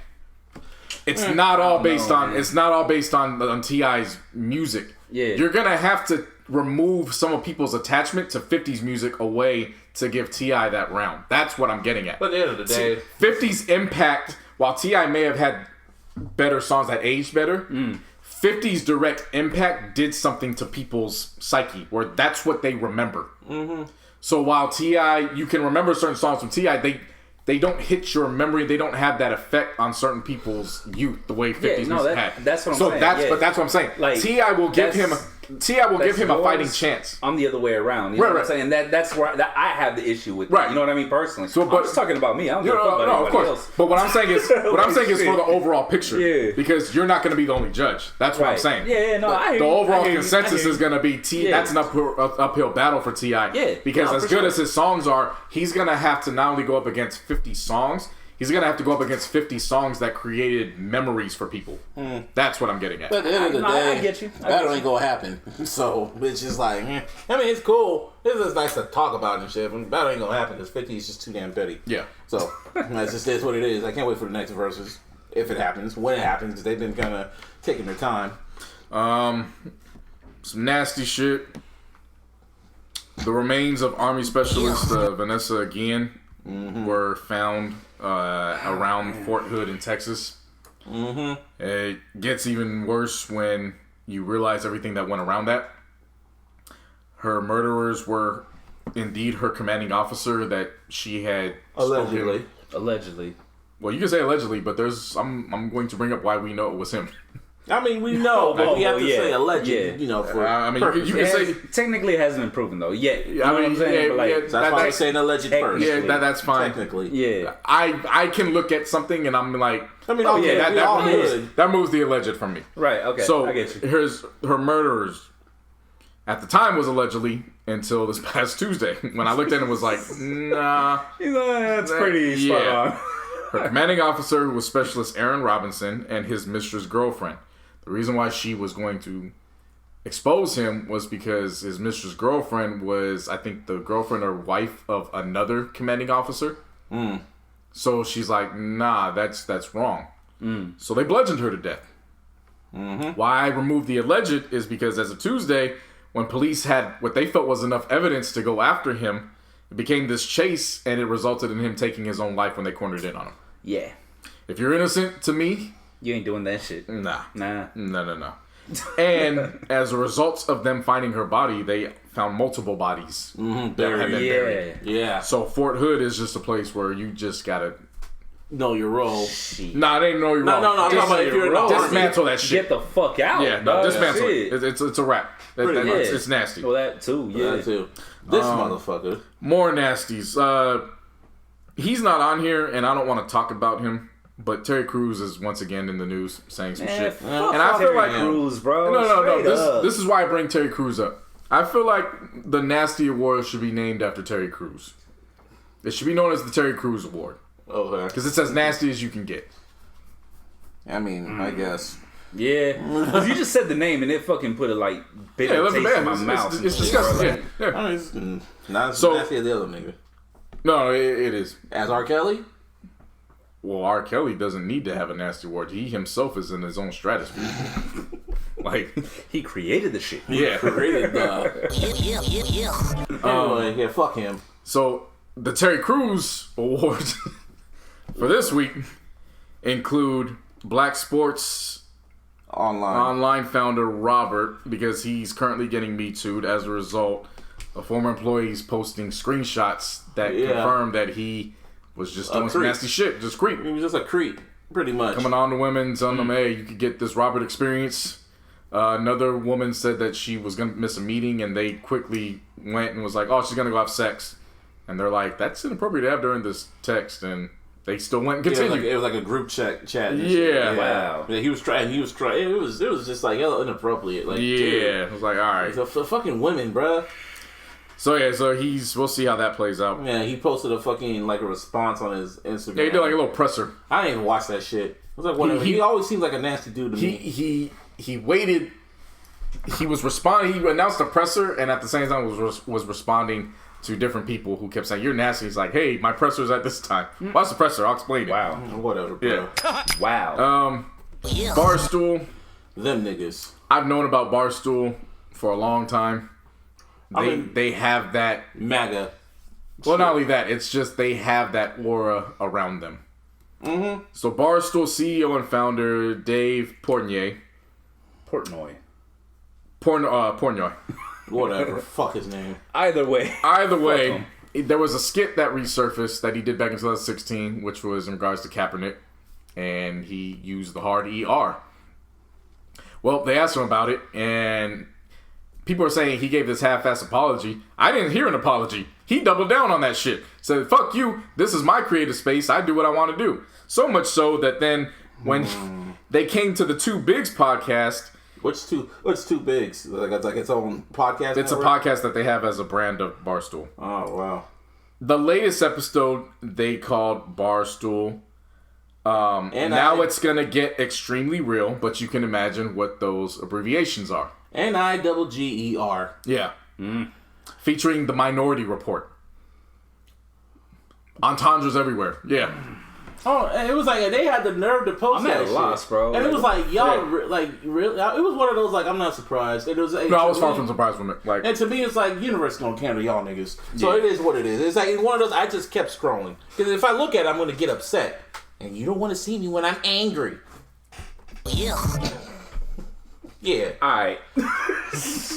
And some positive news. Kaepernick got a Disney flag. Hey. Fuck football. it's another reason why I think he's done with football. Yeah. He's recouping all these bags while making sure that his brain stays in place, doesn't hit his helmet. Or be like Kanye. Yeah. So ESPN Films is going to be producing a docuseries. His own production company, Raw Vision Media, this is a direct quote, will focus on telling unscripted stories that explore race, social injustice, and the quest for equality. It will also provide a new platform to showcase the work of black and brown directors and producers. That's what's up. Yeah. Good for so they're Cap. going to be a lot Seriously. of content for black and brown by black and brown. Cap got that Nike deal. Nice. He has that Netflix movie coming. He got the fucking Series. I thought it was, the series. It's a series. Yeah. And then he got the ESPN shit going. Disney. I know. Football. I know how people But- feel about him playing football. I still get feel it, he's coming back. and I get it. Nope. But saying that. But from my perspective, he's basically recouping all his football money, and he doesn't have to risk ending his career and in some aspects his life playing for football. sure. Yeah. So to me, that's a win. Yeah. It's a great win. Definitely. We'll see. I still feel he's gonna play. Round of applause for City Martinez. So this took place, I think, right when we finished on air last week.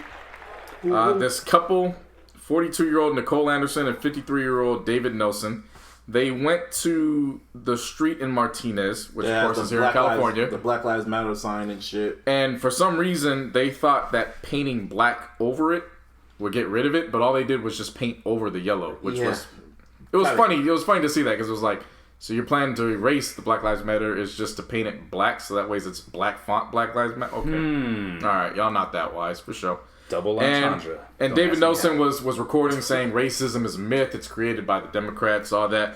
Well, Martinez doesn't agree with that, and so they found out who they were, and they have officially charged them with violating civil rights, vandalism, and possession of tools to commit vandalism and/or graffiti. Yeah, and then I guess In other words, it's a hate crime. Yeah, obviously. Good job. You fucked yourself. You played yourself. Nah. They fucked themselves. Fucked and played themselves. I mean, it's not surprising, man. I think also like later on that week, someone wrote "White Lives Matter" on the street, like, all right, and then everyone's like, nah, and scrape that shit off. Yep. What the fuck you doing? And of course they're Trump supporters, so it's like, it's not surprising. So, of course, everybody remembers what happened when Amy Cooper called the cops on Christian Cooper in the New York park. Oh, yeah. Well, Dude.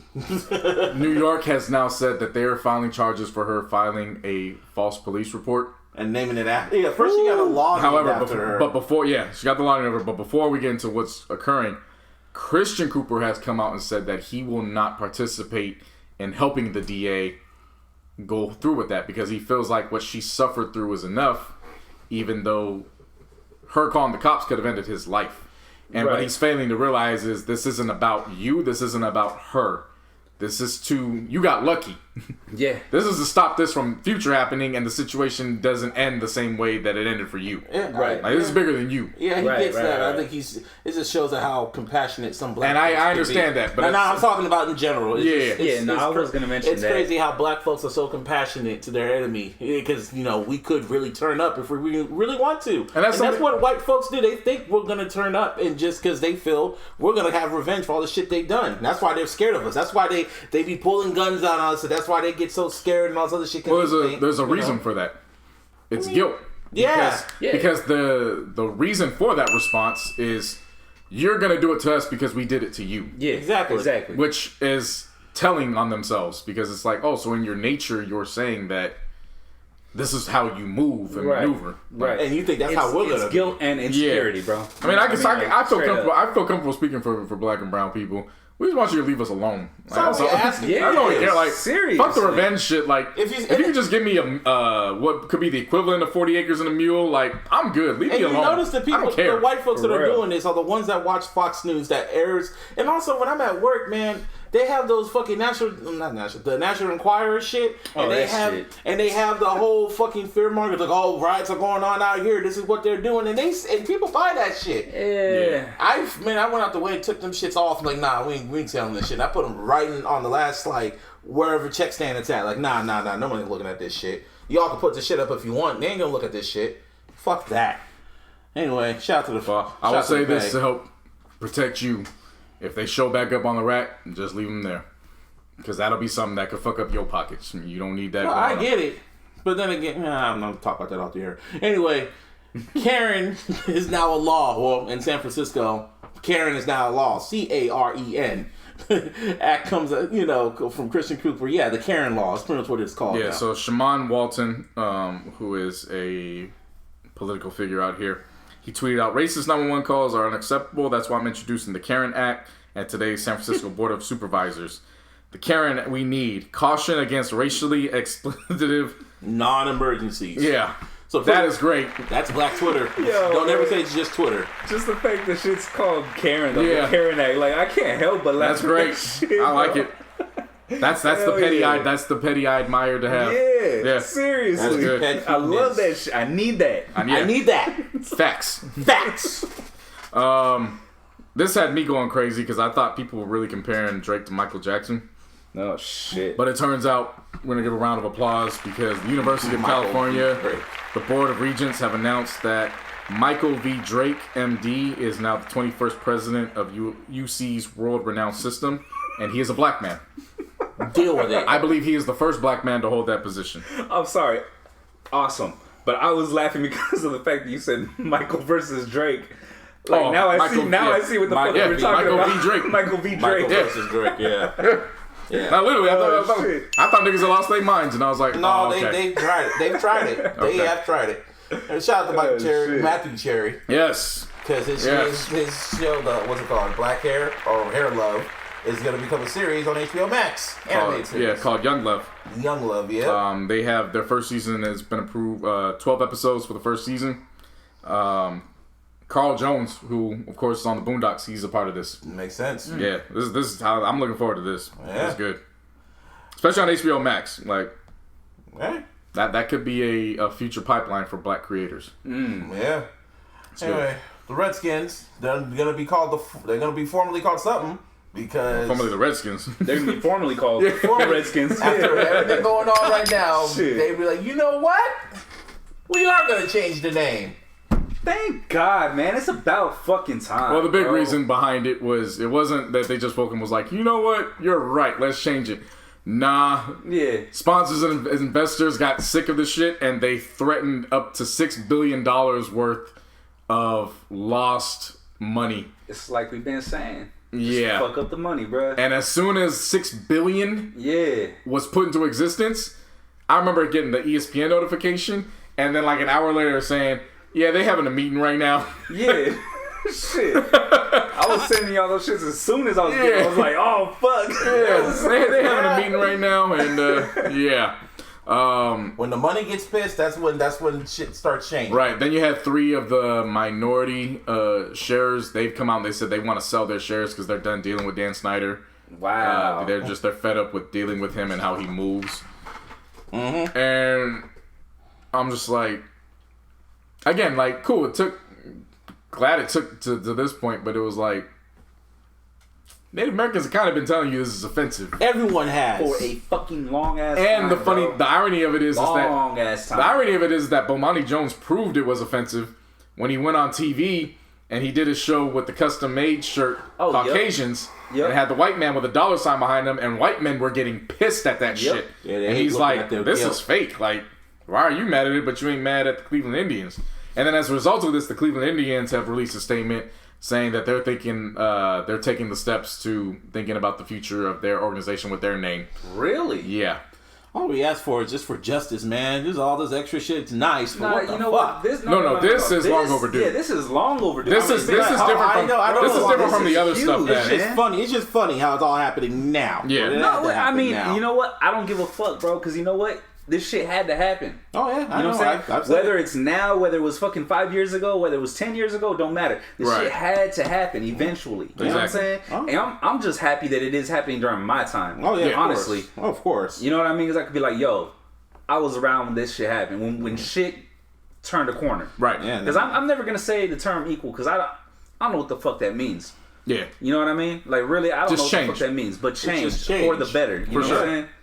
They were coming out with a different name options. The Warriors. Yeah, they had the Generals, but one that stood firm with me, and I was like, it just makes too much sense, so I know they're not going to use it. The Red Tails. Yeah. You get to keep the theme of red, It's not offensive to anybody because black people take that in pride because that was the Siggy Airmen. Yeah, the department in the military that black airmen, that was their role. Like, we take pride in red tails. It's too logical, so I know they're not going to use it. Yeah, I would love for them to be the Washington Generals, though. That'd be fucking hilarious, bro. Nah, this shit. And Deshaun Jackson is getting, you know. I put this on here, but I didn't read up on what was going on. I just know he put, he underlined quotes on his IG story about Jews, and it was supposed to have come. It was like quotes that were supposed to come from Hitler, but people are saying it's not even real quotes to begin with. Mm-hmm. So it's kind of like, I don't know. I was so with other stories. I gotta look into it more. Yeah, I saw this shit. It was just pretty much quotes from Hitler that weren't even true, and people got mad at him, and he was like, "No, it's not even true. It wasn't even true. Why y'all getting fucking mad at him?" And then the Eagles came out and had to apologize for him and shit like that. Yeah, they apologized for this. They didn't apologize for Riley Cooper. That's what I was about to say. I know, right? What the fuck? Anyway, NFL, they're still going on their apology tour to black folks, and on week 1 of the official season, they're going to play the Black National Anthem. Lift every voice, just for week 1. That's going to be funny. Oh, yeah. And they're playing it before the National Anthem, too. They're going to televise that shit. They're going to televise that shit. No white people singing that. Hell no. All black singers in every stadium singing that. That's how I'm looking at this. That's how I'm looking at them so funny right now. Like, Cap tried to tell you all this shit. I'm going to feel some type of way if in one of those stadiums I see Taylor Swift singing this.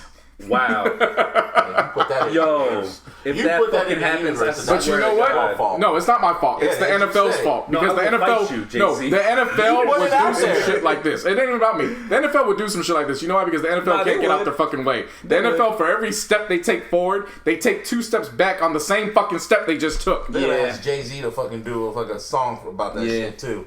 Because, you know, he works with them, so you know. Yeah, it's going to be on all the intros before the games and during the commercial breaks and all that. There's going to be pictures of Kaepernick, and they're going to celebrate him, and yeah. No, they ain't going to celebrate him. They're going to try to ignore him like he's Chris Benoit. Nah, man, I don't know. That's why I keep saying I'm just saying I don't know, because let's just wait to see how this first year goes. You know what I'm saying? I just think this shit's funny. This is funny to me, this week 1 shit. This is hilarious. Yeah, that's wild, Oh, they're going to get go. That's why I feel Cap's going to be on a 1-year deal with a team. I don't know if it's this season, maybe next season, but I feel he is going to sign for 1 year just to prove he can still do it. But that's just me. Maybe as a fucking backup to and be like a, what's it called?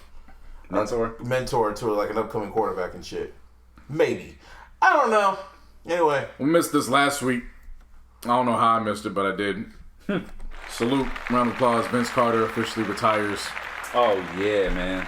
Hell of a career. That is the best dunker I have ever seen in my life. Yep. I will never see another dunker like Vince Carter. Jason Richardson's up there though too. Jason Richardson is not in the caliber of Vince Carter. Jason Richardson is a great dunker. Nice dunker. Amazing dunker. Yeah, amazing dunker. He's up there. Yeah. Vince Carter is the best dunker I've ever seen. I've never seen anybody dunk the way Vince Carter does. There is still one dunk. There's still one dunk in my mind that I saw it live. And I just don't understand how he did it. And it has nothing to do with the dunk contest. It is the one dunk where it was against the Lakers. It was the 2000 season. And we were in Toronto. And they inbound the ball. And this motherfucker threw it off the backboard. Mm-hmm. And Vince ran and caught it and dunked the motherfucker down. And to this day, I still don't understand the physics of how that shit worked. But I remember sitting there watching that as a kid. And I was like, I don't think I'll ever see anybody be able to dunk the ball that way. Yeah. Ever in my life. Right. I've seen Kobe do some great shit with a dunk. Oh, yeah. Nothing compared like to Vince that. Carter. Nothing like that. Yeah, nah, man. I mean, for me, aside from the dunks and all that shit, because, I mean, obviously, you know what I mean? Yeah. Dude was a fucking amazing. Him going back to back, like, with AI, that one playoff series, bro. 2001. That shit will forever be ingrained in my mind. Oh, like, that was one of the best performances I've ever seen out of him. Out of 2 players like that, you know what I mean? Like, the only shame about that series was it wasn't the conference finals. Yeah. That's the only problem with that series. Everything else, that was a full-fledged 7-game series. Yep. Incredible. It lived up to the hype. Definitely. Yeah, no, props off to Vince Carter, man. Round of applause, man. That was a great career. Great career. Even though it ended up... I mean, we focus on the dunks, but I mean, remember, in his prime, he was a 24-plus scorer. Yeah. Like, he was... it wasn't just the dunks, but the dunks were... He was a complete player. Yeah. Like, he really was. Oh, yeah. He really was. He was amazing. The Nets have officially signed Jamal Crawford and Michael Beasley, so they will be joining the bubble. I didn't. Again, the Nets ceiling was the second round for me. This makes them a little more interesting to watch. I want to see Jamal Crawford play. You throw Beasley in the mix, cool. I'm gonna watch the Nets games. Like, Beasley, I'm not really tripping on too much. Beasley's there for entertainment purposes. But Crawford, I mean, Jay crossover, boy. Man. That's all you gotta say, bro. Yep. Real ones know. All you gotta say. Real ones know Jay crossover. Yeah. So in that, the NBA and WNBA teams have started arriving in the bubble, and there's already footage of accommodation issues. Yeah. You would think if all the money the NBA has, you would think they would give them better food. Man, it's just like, this looks like prison food. Not even prison food. It looks like shit that I probably got in the cafeteria in high school. Like, even that shit's better than the shit they're getting. Yeah. I don't know, man. So the jokes were amazing. Mine were cool. I Mine don't know was about you. But I went to Overfelt. I went to Evergreen. We had pizza. Our pizzas were fire at Evergreen. Shit. Wait, you talking about in the cafeteria? Or you talking about like on the outside of the cafeteria? Outside cafeteria. Oh, that's different. Yeah, that's different. That's what I meant. I went to private school. We had open campus. Well, Nobody likes you, Jason. We had open campus. What we fucking do? Then we had the 10 trays in the cafeteria. No, so, okay, you know, cool. Yeah. Y'all But had money. That's cool. I will say this. No, I ain't had the money. No. I mean, I'm talking about y'all. Oh, the school had the endowment had the money. Yeah, exactly. Hell yeah. I will say this: the jokes were hilarious, and I was a part of the jokes. They gotta fly. But I will say this: that food brought up painful memories of going to training camp and being the first wave of employees that stays there with the few rookies that got to report there first. Okay. Because it is very accurate to training camp. That food was not... I did not look at that food and be like, oh, the NBA has all this money and they're playing them like that. Nah. Yeah. I saw that and I was like, yeah, the struggle days before the stars get there and the food gets better. Yeah, that looks really familiar because I will say this. I saw some of those plates, and those were the reasons why myself, my little homie Brennan, who I was always rooming with, we would take our per diem and say, nah, fuck going to make this work for the 3 days or whatever. We're going to Target, and we're going to the grocery section, and we're putting our money together. We're going to get food until the stars start coming in. Because that's what the food looked like. It looks that way until the starting quarterback shows up. When the starting quarterback shows up, then you start getting what we're accustomed to. So when like LeBron finally the menu shows looks up, different. Yeah. When LeBron finally shows up, they're gonna have a whole four course meal. I'll say this. So 5-star meal and shit. So in our instance with the Raiders, when Derek Carr showed up, it got better. But because he wasn't the best player, that role went to Charles Woodson. When Charles Woodson got there, the desserts started coming out. So that's what I would say. Yeah. Their food's going to start looking better as soon as you see the Lakers touchdown in that moment. Like the Clippers show up, Lakers, all the main teams show up and shit. Now the WNBA, I don't know what they're doing with the WNBA women. Like, you got to do them better because they're not in Orlando. Bro. Yeah. They're playing at IMG Academy. That's in Sarasota. I know that because that was where we stayed that week in between the Jaguars and Buccaneers game, my last season with them. Okay. So we stayed in Sarasota at the Ritz. The Ritz is 27 minutes from IMG. You could house the women at the Ritz, man. Come on now. Like, it's the bubble. Come on. Put them women up in the Ritz. They women. You got to take care of them. I just know. I bet you for a fact, man. They can't even order DoorDash and shit because they can't allow. They can't get in the bubble. Fuck. Yeah. They can't order DoorDash. How fucked up is that? Because Uber Eats just purchased Postmates. Yeah. So you got extra options on your menu. You can't get nobody in the bubble. Damn. Because they have to smuggle that shit. Literally, they got to smuggle McDonald's in there or some shit. That's the new Underground Railroad. Seriously, like you would think with the NBA, all that money they make, you felt they would make some. They would send them some shit. Yeah. I don't know. No, yeah. But that's the new Underground. It is, man. Hey, food is currency. They're only three. Food is currency. They're there for 3 months, right? They're there for 3 months or 2 months. Yeah, 3 to 4. Shit. Ugh. I appreciate everybody that's gone. I appreciate you for your service. You are now putting me in a position where I got to get YouTube TV back because I need to watch. I mean, I saw one player brought his monitor and shit like that. And controllers. It's rough. Yeah. It's gonna be rough. It's still fuck Kendrick Perkins.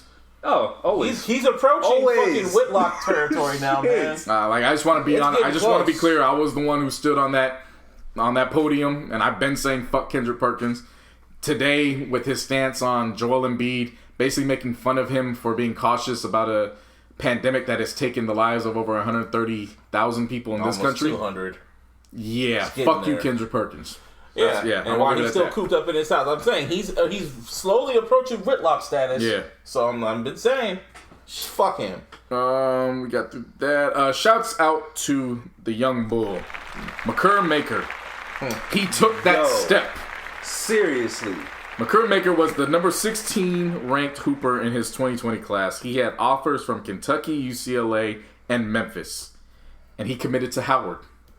He went to the HBCU. Good shit, man. Proud of you. I followed that young man on all social media, and I'll make it a point that when his jersey gets made up, I will be purchasing a Maker jersey.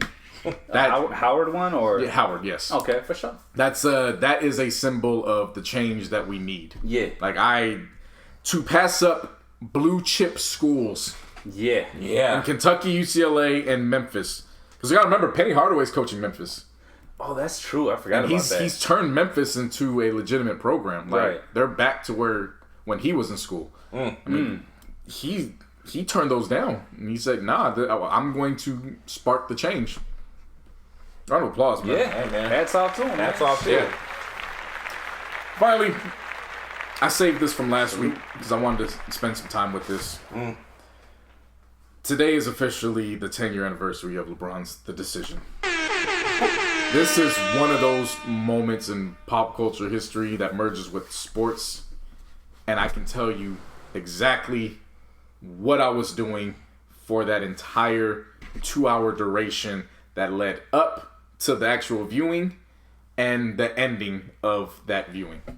I remember that. I remember that day vividly. Yeah, I could not get out of work. At the time, I was a supervisor for Blockbuster, and I could not get anybody to switch shifts, so I had to close. Ugh, you should call in sick. No, well, I couldn't. Nobody else would come. So? That's not your problem. No, it is your it's problem. not. That's a write-up. Right, that is my problem. Forget it. That's why they ruin that work. No, it's one thing. It's one thing when you just clocking in as the customer service rep. It's another thing when you got to close the store. Right. Yeah. You got the keys. No, that's the ball game. When you got responsibilities. Yeah. And shit. I remember in 2010, I was 21.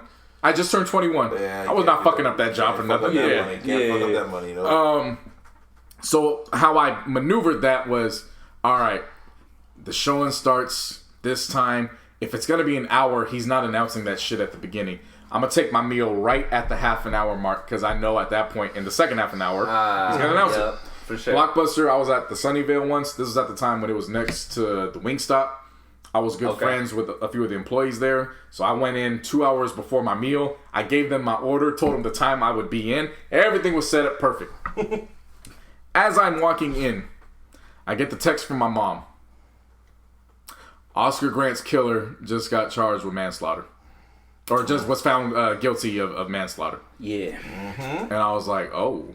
Yeah, he started serving time. Yeah. Like, this is before the days of you can get all the news directly through, like, you had to work for that information. Right. It was still on Twitter. I don't remember. No, my mom wasn't on Twitter. So she found out later.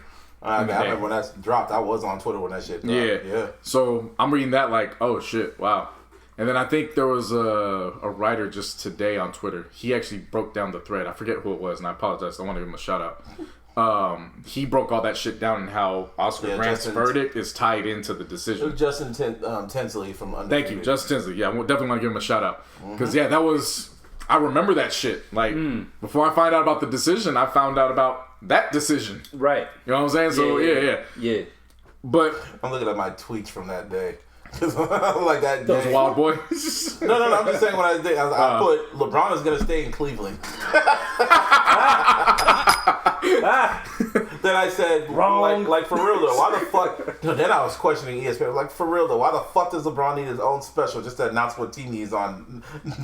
Oh, you didn't see the vision. No. Listen. This is what I said. Like for real though, why the fuck does LeBron need his own special just to announce what team he's not gonna win a ring for?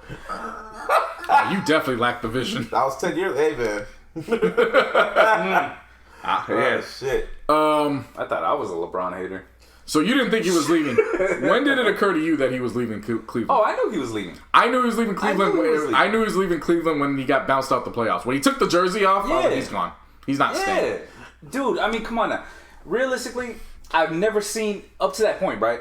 Never seen him really get mad, and when he did, it wasn't like I'm taking off this fucking jersey. You know what I mean? And when he did that shit, he like was wrestling with it, trying to get that fucking thing off. He tore that jersey off and threw it. Like he didn't want that shit no more. But see, where I thought my destination off is obviously this changed the course of history. When he took the jersey off, my first thing that went to mind was, congrats, Spike Lee. You're going to have fun. That was the first thing that came to my mind when he took that jersey off. Yeah. I was like, congrats, Spike. You got him. Yeah. He's going to the big market. He was supposed to go to the Knicks. Oh, yeah. Like, he loves, like he said a million times, Madison Square Garden is his favorite place to play. Yep. Like, at the time, you know, even though Jay-Z was affiliated with the Nets, like, Jay was still showing up to Knicks games. Like, it was perfect. So when he took jersey off, I'm like, all right, he's going to New York. Bet. Yeah.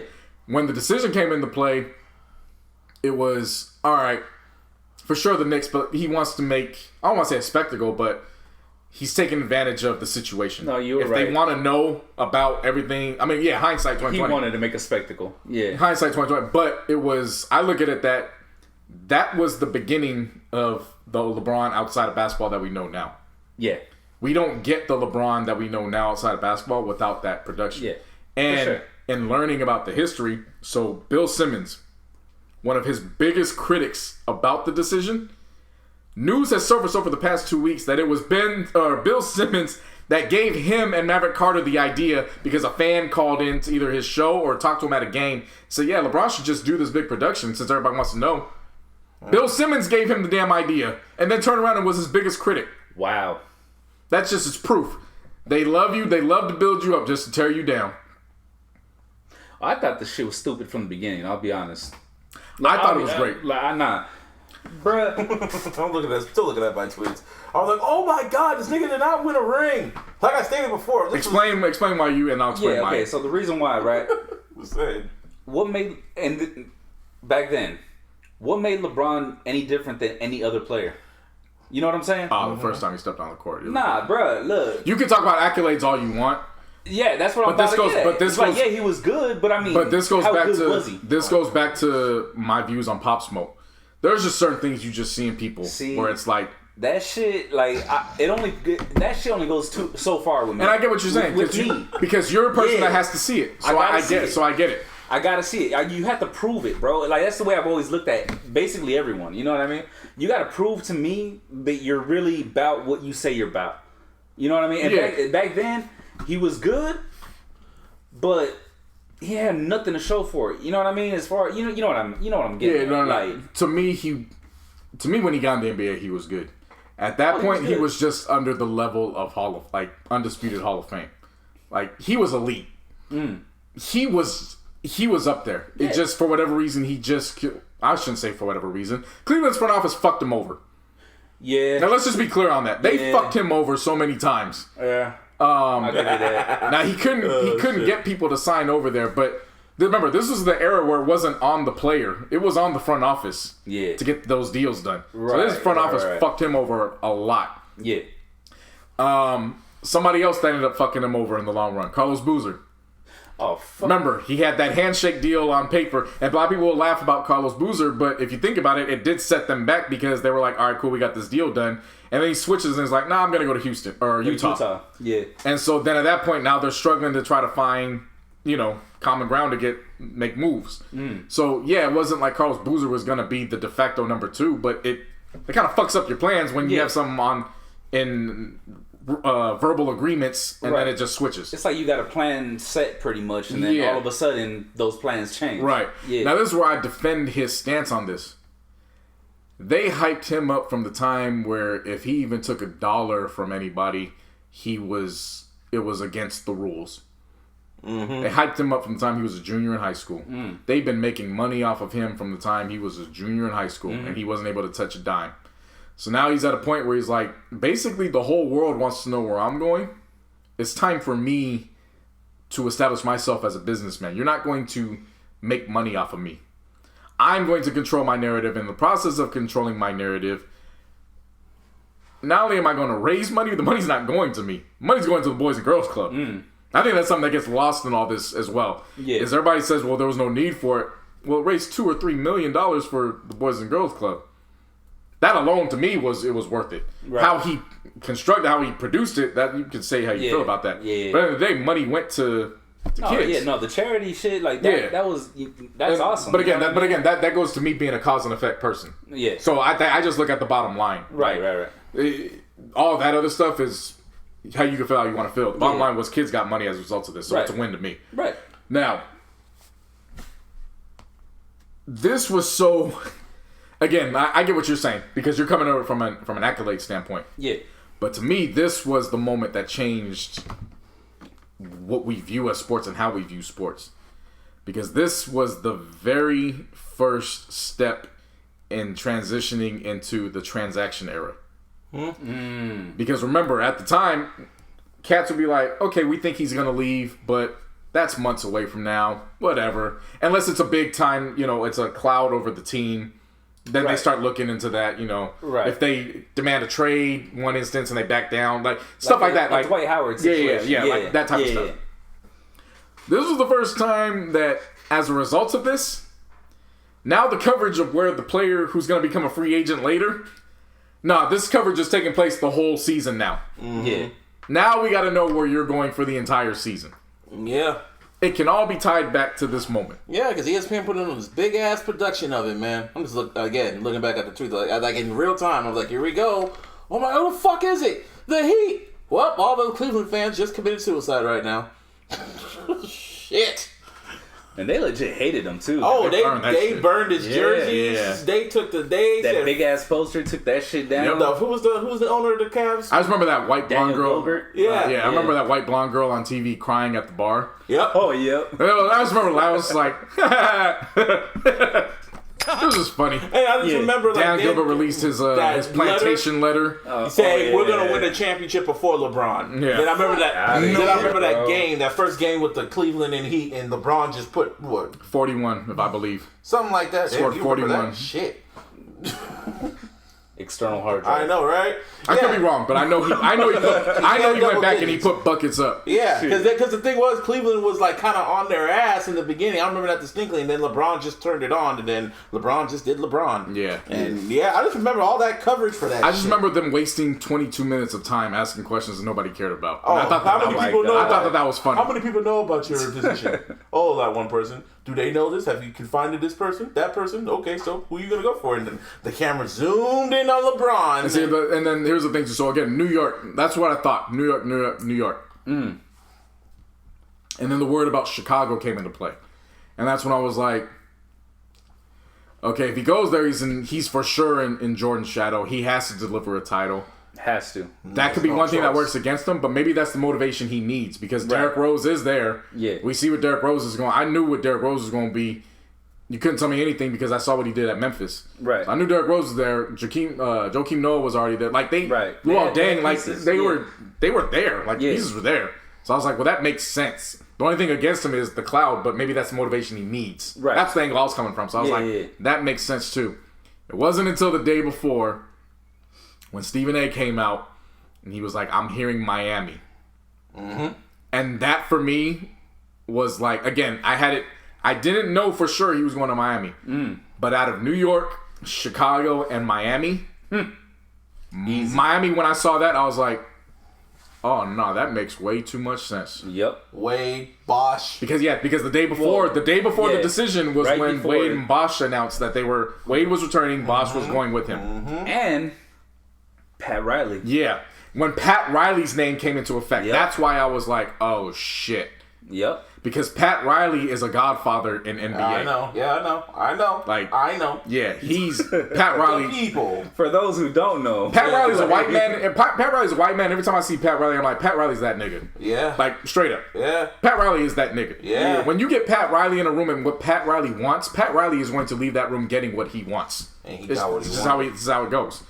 So when Pat Riley came into effect, and I was like, is LeBron really going to go Is to LeBron New York? about to choke a bitch? No. Is LeBron really going to go to New York after sitting down, having a meeting with Pat Riley, knowing that the Knicks and Heat have that rivalry? That's when I was like, I don't think he's going to New York now. And then, of course, like you said, when it starts zooming in, that's when I'm like, all right. Chicago or Miami. I'm going to take my talents to South Beach, Miami. And I remember looking at that, and I just laughed, and I was like, he did it. And then I remember the picture of Rick Ross putting his fist in the air, like, yeah. Like his eye. Yeah. I'll never forget Eyes that. coming out his head and shit, yeah. He was like, like he was like, oh shit, we got LeBron. That man, and LeBron, fucking like the raps, everything. That was a good time. I remember playing with him on 2K a lot. They were fun to play with. It was so wild at the time because I never, to this day, and I think I may have tweeted, but I know on Facebook, to this day, I've never had an issue with him going to Miami. I never had one. In my eyes, it was like, well, Cleveland fucked him over. They didn't, on top of him not getting the front office, they didn't protect him from what happened with the Delonte West situation. Hell yeah, that shit. You know what I'm saying? Like, oh, yep. That situation itself, they didn't. They didn't help with that because they were still looking at him like, all right, so go play. What's the big deal? And it's like, fam, that's a very personal matter that's taking place right now. Like, what the fuck are you talking about? Go play. Mm-hmm. So not only did they fail him in the front office, they couldn't build just the respect around him. It was like, wow, like. And that was the thing too. Teammates knew about it, but they weren't telling him. Mm-hmm. Right. So he now you know. Yeah. So now it's just one of those things where it's like I can't trust nobody around here. All right, well, bet, cool. I'm out. And then that last loss, he just said, I remember him tearing off that jersey. Yeah. And he said, I'm out. Yeah. And so I never faulted him for that, even though people were like, damn, it's a super team, this, that, and I'm like, it was okay, but why wouldn't you want to go play with your friends? Like, yeah, because remember before Bosch came into the equation, had Melo not taken the 5-year deal and just went with the 3-year deal like all of them. Oh yeah, it was supposed to be LeBron, Wade, and Melo. Or wait, no Bosch. Yeah, it was supposed to be. Bosch. It was supposed to be Melo instead of Bosch. Yeah. It happens for a reason. Yeah, but it ended up being. It does. And the thing is too, I've always said this about Chris Bosch. They formed 4 years too early. If they formed in how basketball is played now, Chris Bosh will be damn near unstoppable. Remember, Chris Bosh started at a time where the big guy wasn't shooting the threes. Like Dirk Nowitzki was like the lone person doing that. Now the stretch four is you gotta hit that three at 35% minimum. Mm-hmm. Right. So they just formed 4 years too early. They formed 4 years too later. Chris Bosh's role is very different. He's a hell of a lot more scary in that aspect. How long was LeBron there? 4 years, right? They were all there 4 years together. Yeah, so and they got 2 rings. 2 rings and 4 finals appearances. They went to the finals every year. Yep. Yeah. Yeah, I remember the first time when they lost to Dallas. JJ Barea. I'll never forget that. I'll never forget when he lost to this Dallas. Still confuses me to this day. That shit was wild. Like that game was a game 3 when they nearly had it, and then Dallas just. No, it was game 4. Yeah, because they won game 3. Yeah, and they nearly had it because they were just like beating their ass, and then all of a sudden Nowitzki started. I remember when they started creeping up. I'm like, they're creeping up. Yeah. Why are they creeping up? And then. And then all of a sudden they just beat them. And at that time I was with Twitter because everyone wanted the Heat to lose because they wanted to prove their point. Well, yeah, of course. I was on there. I was on that side too for whatever reason. I was like joining the sheep back then. Nah, I was for the simple fact of the way they formed. Yeah, like the super team type shit. You know, but looking back on it, I was like, well, fuck it. He needed to get it. Back then, I wanted them to win. You wanted him to win, and they did it. They did it within the confines of the rules and shit. I'm not saying that they broke, or they did it like crooked or nothing like that. But just that's another thing with me. You know what I mean? Yeah. Like because we grew up with MJ, we grew up with Kobe. You know what I'm saying? But that was Kobe. Andreas Hall said this was 10 years ago. LeBron's decision basically admitted that Kobe Bryant is unequivocally the best player in the league. But see, to me, that was unfair too. Like, but see, that was unfair from a fan standpoint because Kobe was drafted into an organization where the owner was, by any means, we're going to get you a ring, and whatever you need as my star player, we're gonna get you. Dan Gilbert didn't do that for LeBron. No, hell no. So that's why I felt that was unfair because different circumstances. Now, if LeBron is in like a Celtics or I won't even say New York because. Yeah, we don't know what the fuck they're If he's about. in like a Celtics atmosphere where the owner is saying by any means, then you can criticize him. Right. My stance on that was, we've seen Kobe and all that for sure. I just remember people how they used to talk about the 80s Lakers and Celtics. And they was like, you got Hall of Famers coming off the bench, man. So I'm looking at it from that standpoint. I'm like, if the front office can produce and give you Hall of Famers that come off the bench, why is it a problem if the player takes their destiny into their own hands. I mean, I was looking at it like that's how I looked at it. If the front office can. can do it, why can't the players do it? That was how I was looking at it. I looked at it as I get shit. He needed to form a super team to get a ring. Kobe didn't have to do that. Like I was like, Kobe didn't do that. That was my mindset back. But see, then. I didn't look at it. I didn't look at it like that because I looked at it from the standpoint again, being a fan of the Lakers. It was, well, he didn't need to. All he had to do was threaten, "I'm leaving," and it was like, okay, cool. Well, don't worry about it. We'll power. We got you. In comes Powell. Yeah, you know what I'm saying? Like it was. Yeah. I mean, Jordan didn't do that, so I was just like, Jordan and Kobe never did that shit. Why does LeBron have to do this? It's like a cheat code. I'm like, whatever. You better get it. Like, and not to take away anything from Kevin Garnett, because I love Kevin Garnett. You know what I'm saying?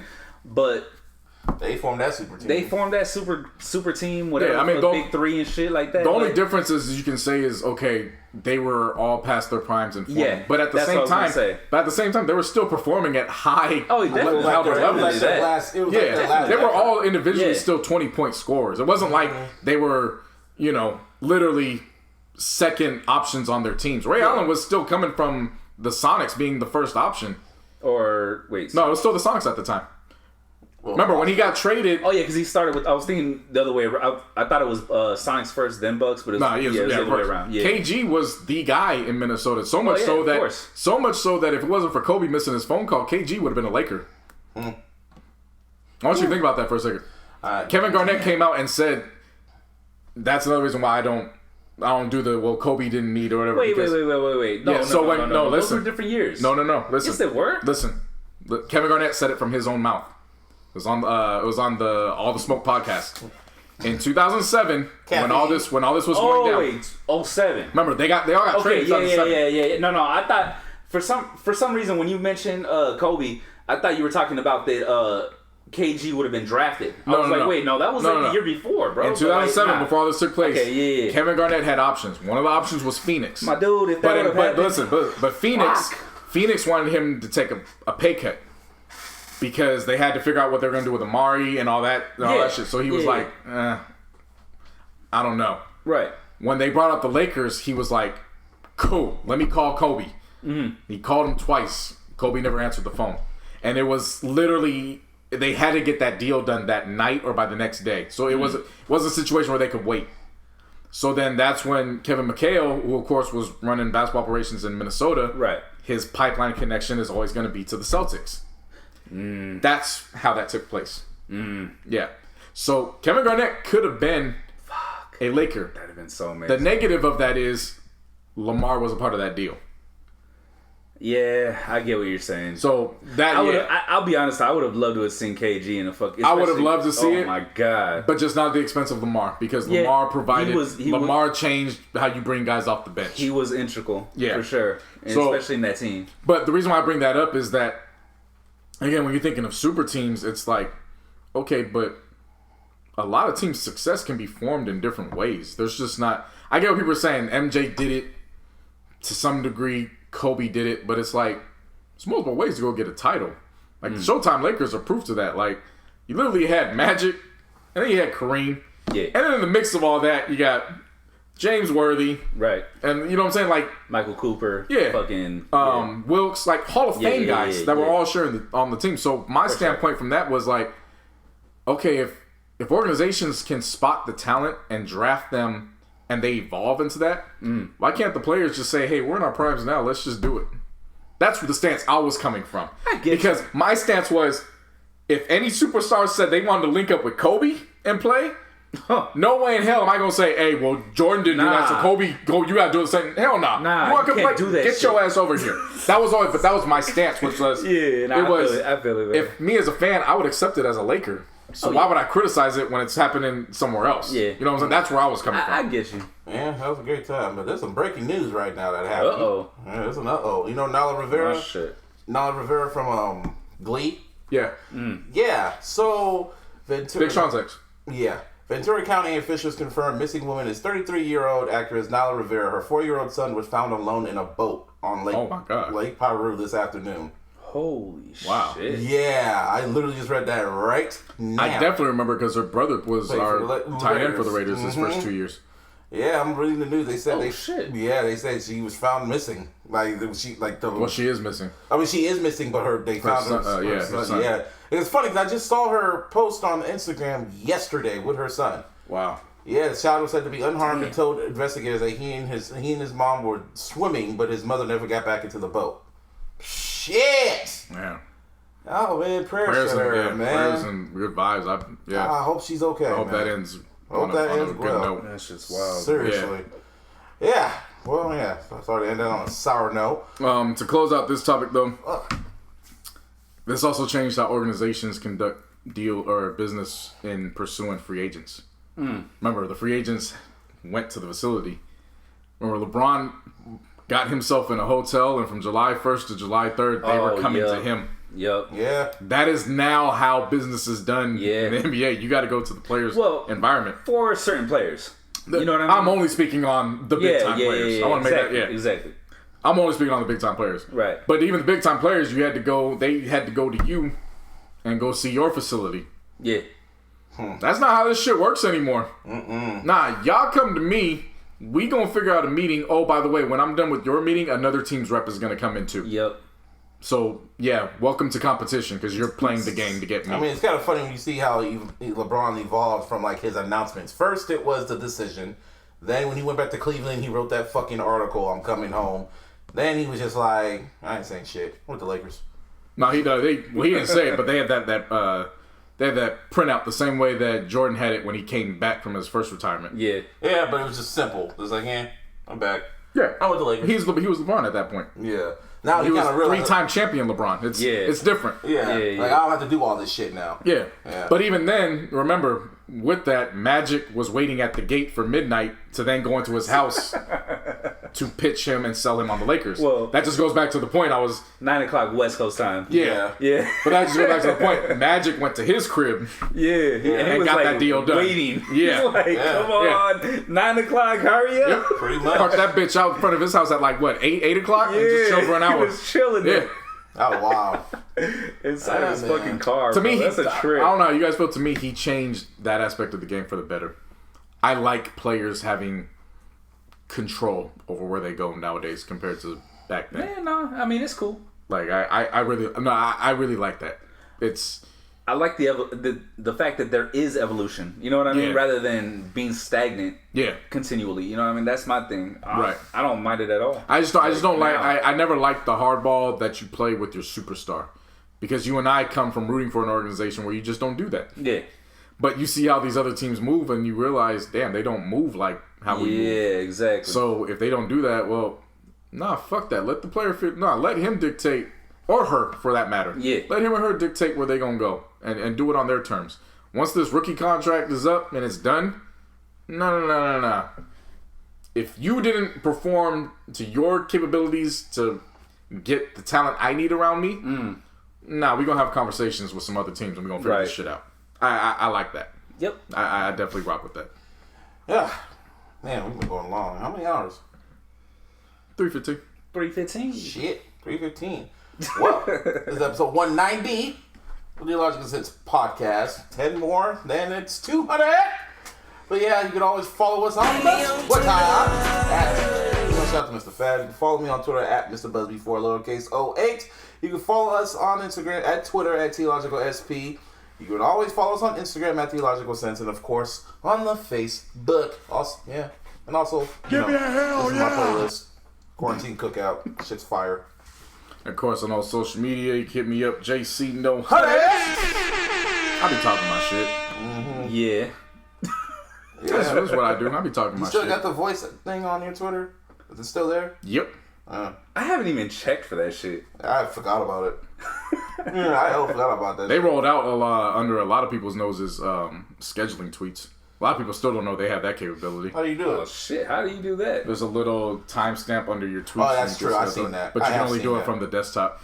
Yeah, I've seen that. Yeah. Okay. I've seen that shit. And if you tag people, it takes away from that aspect. Really? Like you can't schedule once you start tagging people. Nah. That's why I still gotta wake up early in the morning and post out the show on actual day versus being like, I'm gonna post this motherfucker right at 6 in the morning. I'm not waking up till 10. No, I still gotta wake up at 6:30, make sure that shit gets posted up. You, Martine. Oh yeah, you can follow me at Beats Be Killing Them on every social media. Search Venomous spelled VNMS on all your digital streaming platforms and stream my music because I do make music. Hey, there you go. And I just want to make a little, a few announcements has been happening over the last couple weeks, man. Cool. Like, my life is changing a little bit, but not directly, indirectly, I guess you could say. My brother and his fiance are officially married. Hey. They told me to shut up, but it actually took place on 420. Hey. My brother. Statute of limitations. I know, right? Right, yeah. Time's up. So everybody who don't know, now you know. Yep.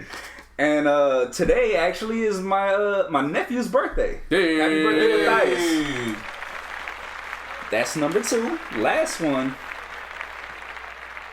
I was told not to reveal every detail, but they got a baby on the way.